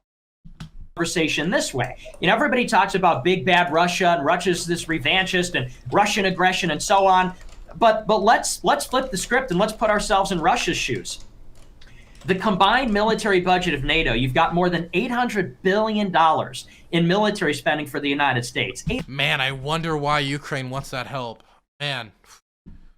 $800 billion and $350 billion for the rest of the NATO countries. So you have $1.2 trillion in military spending from NATO, which is now expanding. And again, and you can say NATO doesn't have a purpose. I think that's a little disingenuous. The purpose of NATO is to contain the Soviet Union. The purpose of NATO is to contain Russia. They're not expanding into Africa. They're not expanding into Latin America. They're expanding into Eastern Europe. They're expanding into former Warsaw Pact countries, former buffer states. That's another thing, right? Why is it that all of the countries that Russia took over militarily during the end of World War II and had to put down rebellions in, like in Hungary and in other locations? Why is it that right when all those countries got a chance, they ran the fuck away. Okay? They ran away. They ran to NATO. They ran to it. And they didn't, yeah, true chat, they didn't even look back. It does, like, you're saying this as if, like, NATO came up to them and took them all over, and they were like, well, we don't got a choice. They ran to them. The Russians basically made these people think, fuck, you know what? I think my history with this guy over here, not super based. Let's try the other guy. And ever since, they haven't looked back. Former Soviet satellites. So you've got $1.2 trillion in spending on NATO. You've got 13 countries are taken over in the span of 20 years. And you're Russia, and Russia spends $67 billion, which is a less than a tenth of what NATO is spending. And the West paints Russia as the aggressor. That's another thing. He keeps saying the word taken over. What is that? That sounds like NATO armies like marched into Poland, and not Poland went up to NATO and was like, please, please, please, please, please, please, please. Like that's more like a clear reality of what happened. NATO is coming to their doorstep. They've got the Baltic. And like the thing is, the argument against NATO is not the argument that's being made right now. The argument against NATO would be certain interventions that NATO has done, which has been bad. Right? That would be the argument that you could be making against NATO. But Nick Fuentes is like pointing to like the worst things to criticize NATO on. They've got all these countries. Russia says a red line is Ukraine, and they say that's not good enough. We're taking Ukraine too. And of course, understand what that entails is, and you won't, I haven't heard you acknowledge this. What about Russia's legitimate security concerns about not Ukraine's safety, but NATO missiles in Ukraine? And you could say that's defensive, but everybody knows there's no such thing as a so-called defensive capability. The platforms that are used for an ABM can be used for an ICBM. The missiles, we're talking about theater support missiles, which are conventional, they could be easily equipped with nuclear warheads. They're talking about a alliance which express purpose is to contain. To be clear, it's very, like, this is actually something which I could, like, actually, like, to some degree be like, yeah, that is a legitimate concern, right? Like, again, I can understand why Russia might be concerned about this type of thing. But again, that concern then starts to feel null and void in my little itty-bitty soul once Russia starts upping its nuclear readiness levels, starts beating its chest on, we have nuclear weapons and we're not afraid to use them, and then Lukashenko hosts a referendum to allow to host nukes in its country. How do the Polish feel about nuclear weapons being in Belarus? Huh? How do they feel? Estonia, Latvia, Lithuania? Romania? Moldova? Moldova and the Transnistria, oh my god, that's a whole other conflict. Like, I'm fine negotiating these things to find, like, specifics, right? But you can't expect us to be like, oh, we need to understand the Russian fear of nuclear power and readiness and da-da-da in Ukraine when they're crossing tanks over the border and upping their own nuclear readiness levels and expanding where they're put nuclear weapons. Definitely since Ukraine, once again, I'm going to reiterate this, was nowhere near obtaining nuclear weapons, number one, and nowhere near anywhere closer to joining NATO. It had territorial, until those territorial disputes were resolved, Ukraine was not going to join NATO. Period, end of paragraph. And Nick Fuentes even admits in his own argument, was talking about French and German, like problems with Ukraine joining NATO. Yeah, they're not joining NATO in the near future. Which again, if your argument is based upon NATO expansionism, invalidates this invasion. Because if he wanted to preserve the status quo was being preserved. It was. Over the last 8 years, it was bloodily being preserved in the east of the country, but it was being preserved. All that's happened is now the violence has expanded in Ukraine, and the NATO question hasn't been answered. That's all that's happened. Russia deploying ABM, surface-to-surface missiles, forward deploying a base in Ukraine, in the Black Sea, in order to project power explicitly against Moscow and against the Caucasus region and through the Black Sea. And NATO is vastly more powerful than Russia. So the idea, and then this undermines the whole idea, if Russia is this revanchist state, nobody in their right mind on the West or the East thinks that Russia is even going to be able to occupy Ukraine, let alone rebuild their empire. You know, you talk about all of Central Asia, the Baltic states, the Warsaw Pact countries. Forget about it. They won't even be able to occupy all of Ukraine in the foreseeable future. They're having difficulty even winning Ukraine in a short amount of time. So the idea that, you know, Russia poses this threat, oh, they're going to roll into Poland or something, that the aggression must be contained, it's laughable. 67 billion against 1.2 trillion, and everybody's pointing the finger and saying, oh, Russia must be contained at any cost. I think it says that America's rule is... Look, all I'm going to say is that all of the new NATO member states ran to join NATO. Ukraine did not run to join the Russian Federation's defensive alliance, okay? That didn't happen. I mean, like, when you talk about NATO expansion, I think a lot of this is literally... Oh, whatever. We'll keep going. I don't have much time left, so I want to watch as much as I can before we, before I go on Chaos Cast. Innocuous and benign, and that's not the case. It says that NATO's expansion is innocuous and not threatening. That's clearly not the case, and the numbers itself speak to this. We can talk about the numbers, but I mean, like, you can keep saying 1 trillion to 60 billion all you want. How many times has NATO invaded Russia? How many times has NATO threatened aggression towards Russia?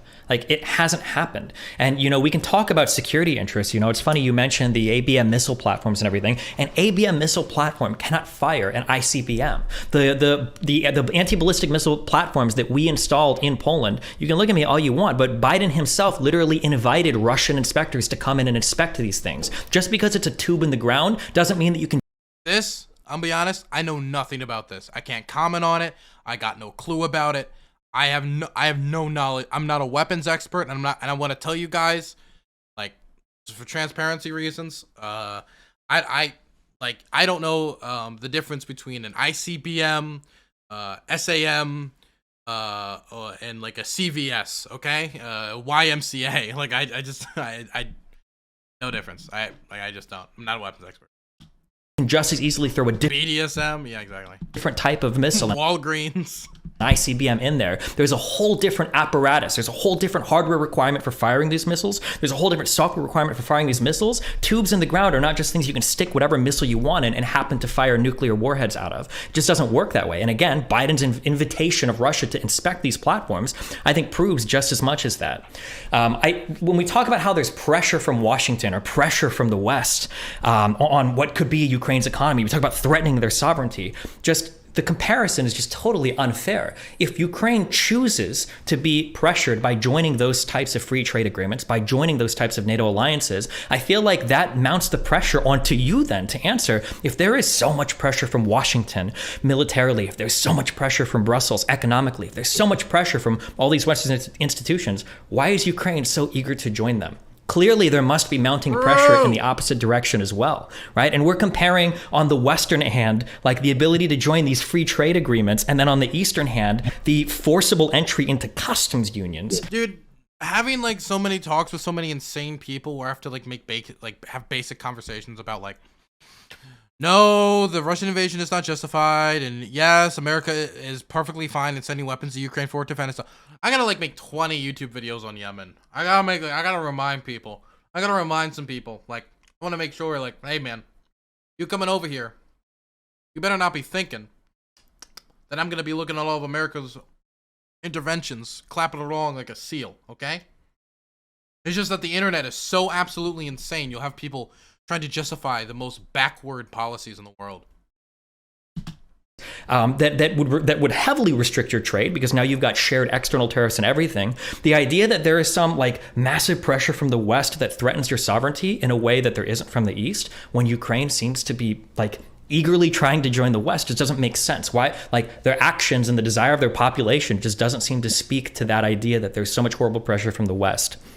Something else that I also disagree with, and then you can answer this, because all of this keeps getting framed. Now, I said initially, I'll agree with all of that, and then I'll ask you a question about Ukraine. But now I want to challenge the framing of one of these things. We talk about vital security interests. I don't buy it. I don't agree with it. I've seen you talk about the funnel. I've seen other people talk about geography. Historically, Russia's been invaded a number of times through Ukraine. But, like, I have to ask you honestly, if Ukraine was to join NATO, do we really think that there are going to be troops invading Russia? Does Putin really think that Ukraine's ascension into NATO means there's going to be some sort of ground invasion or some sort of like threat of force from NATO into Russia? Like, if so, it hasn't happened in the Baltics yet. We haven't seen it anywhere else. Like, what, like, is there, I disagree that there is an actual security interest in Ukraine. I think that the interest lies more in the rebuilding of the empire and more of Putin establishing his order farther out from Moscow. Yeah, I mean, I would just say that this is just, it's sort of almost a willfully ignorant position. And I understand if you like guzzle State Department propaganda, I understand why you might say like, well, how could NATO possibly pose a threat to Russia? It says it right here. It's a defensive alliance. You know, once again, the purpose of NATO, and I don't understand why you refuse to acknowledge this. The purpose of NATO is to contain Russia, and contain means we want to stop Russia. We want to prevent the influence of Russia. You know, that's a hostile action. Okay, and can I also just say quickly, if you don't want people to join a military alliance based upon containing the Russian state, you should probably not piss off the people of that country so fucking much that they want to join that military alliance based upon containing the Russian state.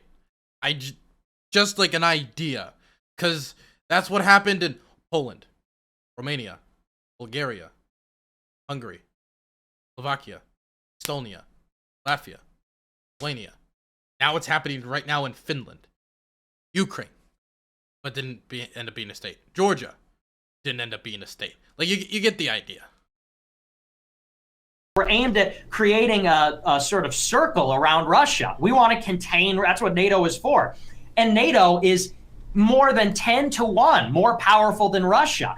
And so NATO then moving into the Black Sea, moving into Crimea, moving into Ukraine, 100 kilometers from Moscow, just by its very existence, this presents a security threat to Russia. You could say all you want, well, I can't imagine a scenario. Well, American leaders talk about this stuff all the time. I mean, ever since the Russian incursion into Crimea and their support for the Donbass, we hear from American leaders, they say, Putin's a killer, Putin's a thug, Putin's a dictator.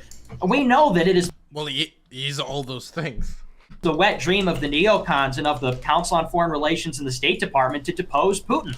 This is why Western agencies back Putin's opponents like Navalny and some of the opposition parties. We know that this is what America does. They spy on Russia. We know that we back the anti-Putin resistance.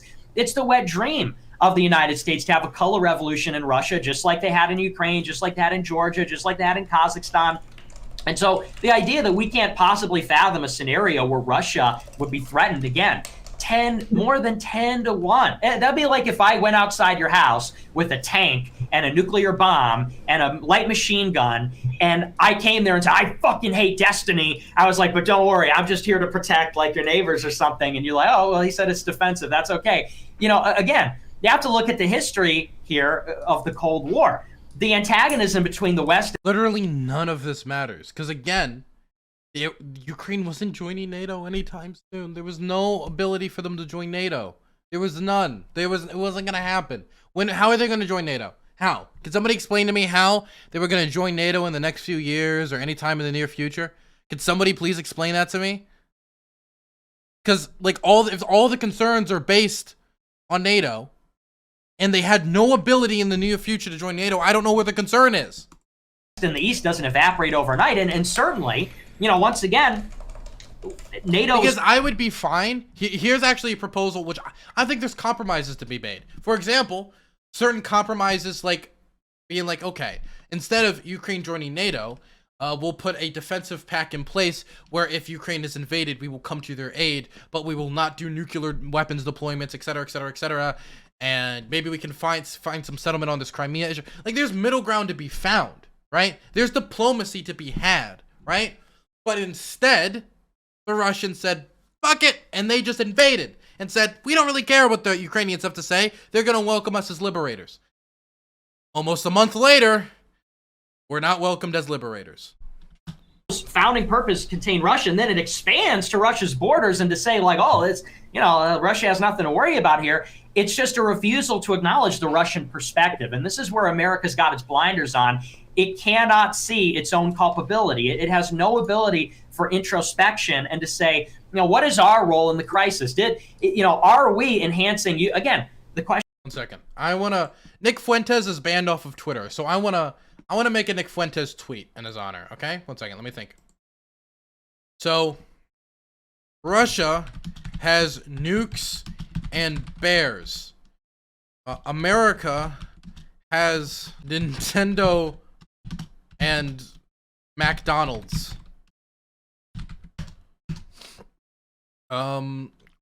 More like soy dough. Got him. Nintendo is Japanese? Close enough. Question. Are we enhancing Ukraine's security at the expense of Russia? I mean, the answer is undoubtedly yes. And again, the thing about the ABMs is just not true. The ABM platforms can be converted into platforms that can launch offensive missiles in a matter of weeks. I mean, this is just, and you can look into this. I'm not a military expert, but this is what the experts say. The ABM shield, we all know defensive capabilities can become offensive capabilities in a matter of weeks. They do have to be converted, but the hardware is there. And I would even get to some of the treaties, and this is something I didn't get into in my opening statement, and I really want to talk about the missiles. I want to hear your take on this. In 2001, the United States pulls out of the Anti-Ballistic Missile Treaty, which was signed under Nixon. And for people that don't know, the United States and the Soviet Union agree we're not going to build anti-ballistic missile systems because it undermines mutually assured destruction. If a country is creating a shield where ICBMs may not be effective, this is going to only cause an arms race where countries will want to stockpile massive amounts of missiles and nuclear warheads, because if they got to go through a shield, then they're going to need twice as many missiles. So the Soviet Union and the United States agree, okay, no ballistic missile shield. Shooting down missiles is not part of our doctrine because this would incentivize an arms race. Well, in 2001, the United States pulls out of the treaty and says, you know what, we're going to build an anti-ballistic missile shield. And they say, well, don't worry, Russia, that's because of Iran. And so they start implementing this ABM shield, again, which undermines mutually assured destruction. Russia can't invest in this. ABM is very expensive and very complex. Russia does not have the capability. So what we're talking about here is the United States pursuing technology that would, and it's very difficult, and they're nowhere close to this, but it's the threat of it, create a system where they could potentially do a first strike against Russia and Russia could not retaliate, undermines mutually assured destruction. Again, in 2019, under Trump, the U.S. suspends its treaty obligations to the Intermediate Range Nuclear Forces Treaty. They change American military doctrine and say that now surface-to-surface short and medium-range ballistic missiles are part of their military doctrine in Eastern Europe. So we're talking about potentially, theoretically, in a military engagement with Russia, launching surface-to-surface missiles from Eastern Europe into Russia. And Russia says, hey, what's going on? You're suspending the ABM shield. Now we need to invest in hypersonic gliders and hypersonic missiles. You're undermining mutually assured destruction. In 2019, Russia says you're hang on, this last point, and then because I'm going a little long, then I'll let you respond. I wish I can't say much. I don't know enough about nuclear weapons. I really don't. They go big boom, man. I don't know enough. I know a little bit about the treaties involved, but I don't know enough. Like hypersonic missile. I know nothing about hypersonic missiles. I just know it's like the next wonder weapon, right? Russia says, hey, it's nuclear, not nuclear. Fuck, okay? I'm just further proving I don't know that much. Deploying missiles to Europe, he says, why don't we just ban, he says, let's put a moratorium on all the missiles, because what's going to happen is if you shoot a missile against us, we don't know if it's nuclear or conventional and until it lands. So, that's something called warhead ambiguity. We would have to respond with a nuclear strike if we see a missile coming our way. The United States refuses to negotiate, and the United States pulled out of the treaty first. So, you say, how could they possibly be threatened? It's like, okay, well, NATO's expanding. Its purpose is to contain. The missiles are coming with it. The bases are coming with it. They're pulling out of the ABM treaty. They're pulling out of the Intermediate Range Nuclear Forces Treaty. It's like, again, does the United States have no ability to look and see, gee, am I the problem here? So, but I'll let you respond. The ABM treaty is garbage. Why would you want to be part of a treaty where only Russia and the United States are signed onto it? What about China? What about the Democratic People's Republic of North Korea? What about Iran? What about any other rogue state in the world that might obtain nuclear weapons? So I literally can't comment. I don't know enough about it. Can't comment much. So this might come down to a disagreement on the matter of facts, and I maybe we just disagree on this, but my understanding is that nuclear weapons, ICBMs, are relatively sophisticated in terms of how they launch and the deployment systems for the nuclear warheads. You can put MIRVs on these things. A single missile can fire off like 100 different warheads, some which might be nuclear, some which might be dummy, that there are thousands of these things on both sides. I don't believe that anybody believes that anybody on the Russian or US side has anywhere near the capability right now to stop a legitimate second strike threat from any country. That if either side launches a nuke, everything's going into the air, and there is no shot that across the entire geography of the United States, we have the capability to stop not only whatever weapons are. Okay, I appreciate everyone in chat trying to educate me against hypersonic missiles, but I also, like, there's so many people who are armchair generals who are going to be like, Dylan, let me explain. I played 22,000 hours. I think I understand weapons. I'm probably not gonna take too much weapons advice from Twitter chat. Like, if you want to send me links that are credible, okay, you could DM that to me on Twitter or on Discord. I may or may not read them. I'm just setting your expectations low. Are shot from Russia, but whatever pops out of the ocean, whatever pops out of the Pacific and Atlantic, whatever comes by plane, there's no reliable way right now to stop. Like, Russia's second strike capabilities have not been threatened. And my understanding is that the ABM treaty is seen as kind of bullshit for the same reasons why some of the climate accords are seen as kind of bullshit. The United States doesn't want to necessarily play climate games when people like India or China have so many exemptions from these same things. Same thing with the ABM treaties. Like, that's great that the United States and Russia might come to some agreement, but I don't know what North Korea is doing. I don't know what Iran is doing. I don't know if I want to hamper my own abilities to deter a nuclear threat from one of these smaller states. I don't believe that Russia's nuclear capabilities have been compromised. And I'm pretty confident in saying that, because if they were, I feel like Putin would be screaming that from the rooftops every single day. I think that would be the first thing out of his mouth every time he talks. Because for however much I might hate Russia and however much I might hate nuclear weapons, some level of mutually assured destruction is probably good in maintaining some level of peace between countries. You nod your head, but I mean, Ukraine probably felt that way too before they deposed of their nuclear arms, and then Russia invaded them when they no longer had the ability to defend themselves from another nuclear power from invasion. In terms, I do want to add some nuance to the nuke. Okay, so I was literally one when we got out of this treaty. I don't know enough about it, but when it comes to Trump pulled out of a treaty that I disagreed with when it comes to nuclear weapons.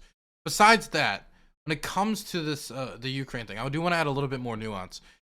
Practically, the odds of Ukraine keeping those nukes and keeping them militarily effective and ready at the time of the collapse of the Soviet Union, when the Budapest Memorandum was signed and they agreed to get rid of their nuclear weapons, the odds of that happening are tremendously low.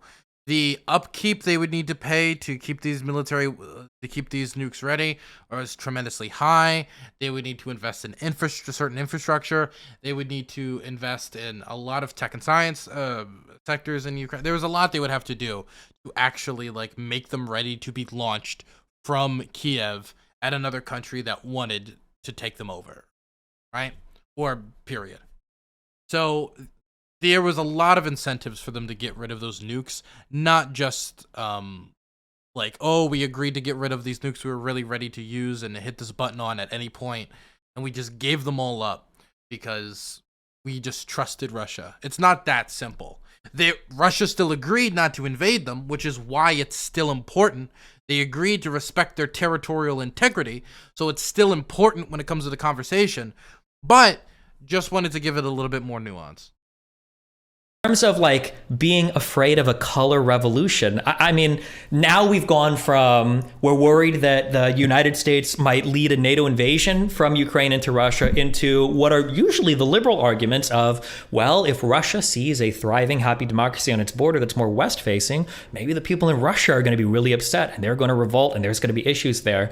That doesn't seem to be a good argument for Russia invading Ukraine, because they're so scared that some successful country on their border might instigate some revolution in their own borders, unless I guess we want to take this step further and say it's all CIA coup, CIA operatives on the ground, fomenting distrust in the government. I don't think that's a good. Here you go. Can I have my 5-star general tag now, please?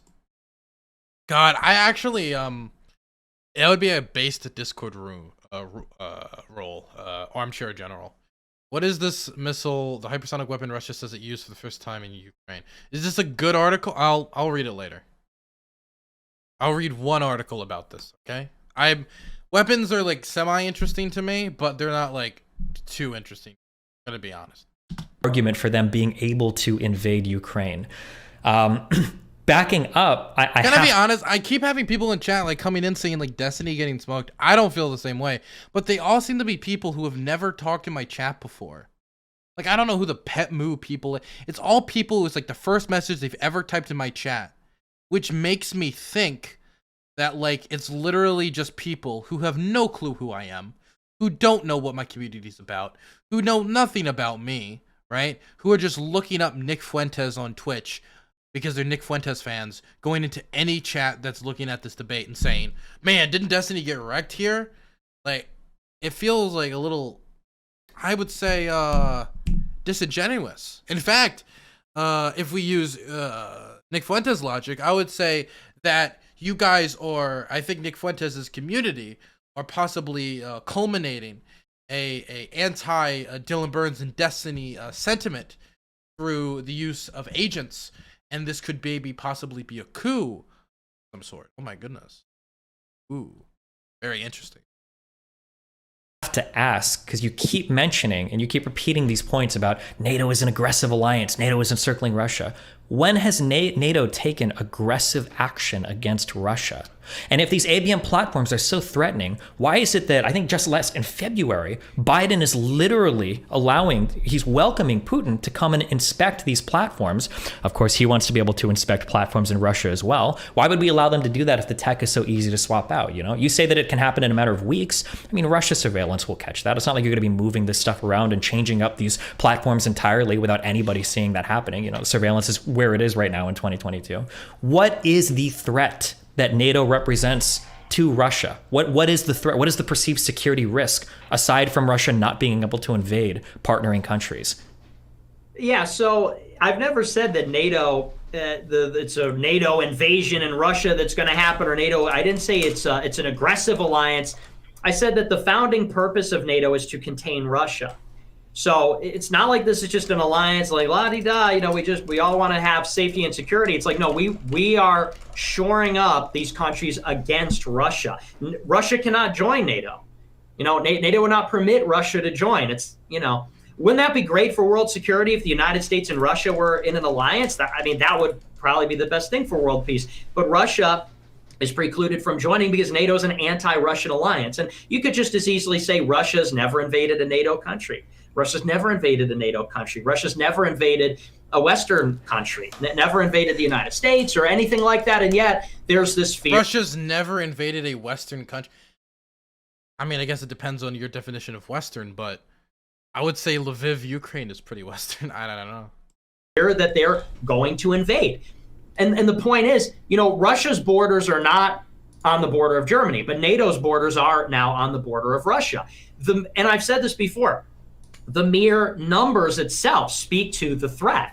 You know, this is a counter-Russian alliance, which outspends Russia 10-1, which is now on their border in the Black Sea, in Crimea. And you know, what's the security threat posed? How about an ABM shield? How about surface-to-surface ballistic missiles stationed all over Ukraine? Surface-to-surface missiles which can reach Russia in 5 minutes and are unstoppable and indistinguishable from a nuclear warhead. What's the potential risk? And, you know, again, a lot of this has to do with something called the security dilemma. It's not to say that, you know, because I'll grant you, it may seem outlandish. Oh, is NATO going to invade Russia? You know, probably not anytime soon. But it's like the job of Moscow and the job of the Russian government is to secure Russia against all threats. If there is this capability that NATO, with this, again, 10-1, massive military, far more sophisticated, and more stuff and far outspends and bigger population, if it's on their border, that in itself is a threat. That existence of all that concentrated power and that tripwire right on the border, it's a huge threat.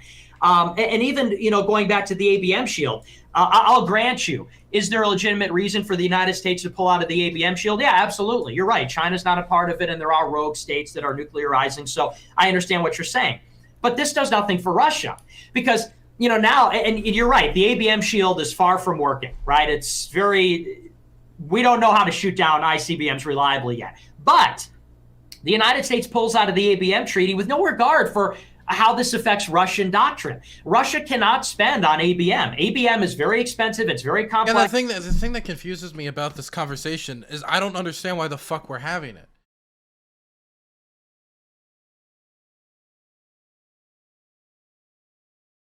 I really don't understand why we're having the conversation. Because, I have a weird feeling that this is how the rest of this probably went, is along this lines. But this all, like, is under the insinuation that, like, Ukraine was close to joining NATO. Yes, the Ukrainian position was to join NATO, but whether they were actually going to be able to even do it one day, they weren't close to doing it in the future, is all up in the air. And that isn't something that I've seen Destiny like push Nick Fuentes on, which I think would be great if he did. That'd be like probably my biggest criticism, that he didn't do that. Since, like, again, this idea that we were so provocative, but it was Russia who escalated the situation up until the invasion that came to Ukraine. When the issue is, oh well, what if they put nukes in Ukraine? There was nowhere. Ukraine was nowhere close to having nukes on its territory. Nowhere. Not even close. Like, they completely have drifted away from the actual conversation onto nuclear armament and, like, nuclear protection treaties, like, stuff like that. Like, this is an interesting conversation, but it's not really all that related, considering that Ukraine wasn't about to have nukes on its border. Ukraine wasn't about to have nukes in its territory. And Ukraine was not at all close to joining NATO. People are saying bad Dylan because of the Chaos panel. Hey, Chaos Cast, hey, I agreed to go on the Chaos Cast at 9 p.m. Then Stardust decided she wanted to debate infrared. And so I'm going to take maybe a minute or two more to finish this segment. And then at least the segment of the debate. Then we'll go on Chaos Cast. They just don't have the means for that. And so when the United States says, like, we're going to create an ABM shield, oh, but don't worry, we're going to put it... Wait, can I play? Okay. I'm sorry how much time this is going to take, but I need to show you guys something. I need you guys to listen to this thing from Heem's community, okay? Because apparently somebody made an infrared rap video, or rap song. And I want to play it. Okay? So we're going to finish the segment, we're going to play it, and then I'm going to go on Chaos Cast. And I don't know if I'm going to finish this debate, because I have a weird feeling that the rest of this is just the same thing, like, and I doubt it. Throughout Europe, we're going to put it in Poland, and we're going to put it over here, which could theoretically, in a theoretical context, prevent Russia from doing a retaliatory strike. This is a very provocative thing towards Russia. You may say, oh, well, Russia's got nothing to worry about, but that's the American perspective. What about the Russian perspective, where it's like, gee, are they going to build an ABM shield and they will have the ability? Even if the United States just had the perceived ability to strike Russia with impunity, that would be enough to present a security threat to Russia, which is the point. And so there's almost no consideration. It's like, oh, well, come on, they're not going to invade. Oh, come on, that's not a big deal. What about the Russian perspective? What about if you're Russia and you see missiles coming to Ukraine and you see the ABM shield pulled up and they're pulling out of the treaties, and theater support missiles are now back on the table in Europe. And you say, well, why wouldn't Putin talk about this? He did. He did in 2021 in November. Putin in 2020, when the United States formally pulled out of the intermediate range nuclear treaty, Russia said, listen, I've got a proposal. Let's put a moratorium on all the missiles in Europe.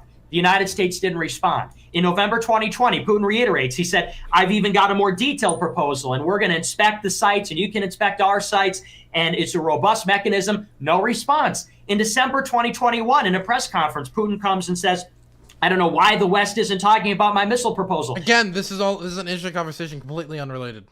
In January 11th, 12th, and 13th, the Geneva talks, they say, agree with us on missiles. Even the American security experts say that there's room for common ground, but they don't accede to the demands because, we don't negotiate with dictators. We will not be, held hostage by dictators. So it's like, what more can you do when they're deploying missiles that can strike Russia in 5 minutes on their border? And the purpose of the alliance is to contain Russia. Yeah, NATO never invaded Russia. Russia also never invaded NATO. But who's expanding on whose border with their missiles and military base? Who's got the defensive alliance, which is designed to fight Russia? It's not Russia. Yeah, so I keep hearing this over and over again, and maybe what this is, we've hit rock bottom. We keep saying the purpose of the alliance. Okay, so we're gonna. It feels like they're no longer talking about the real topic.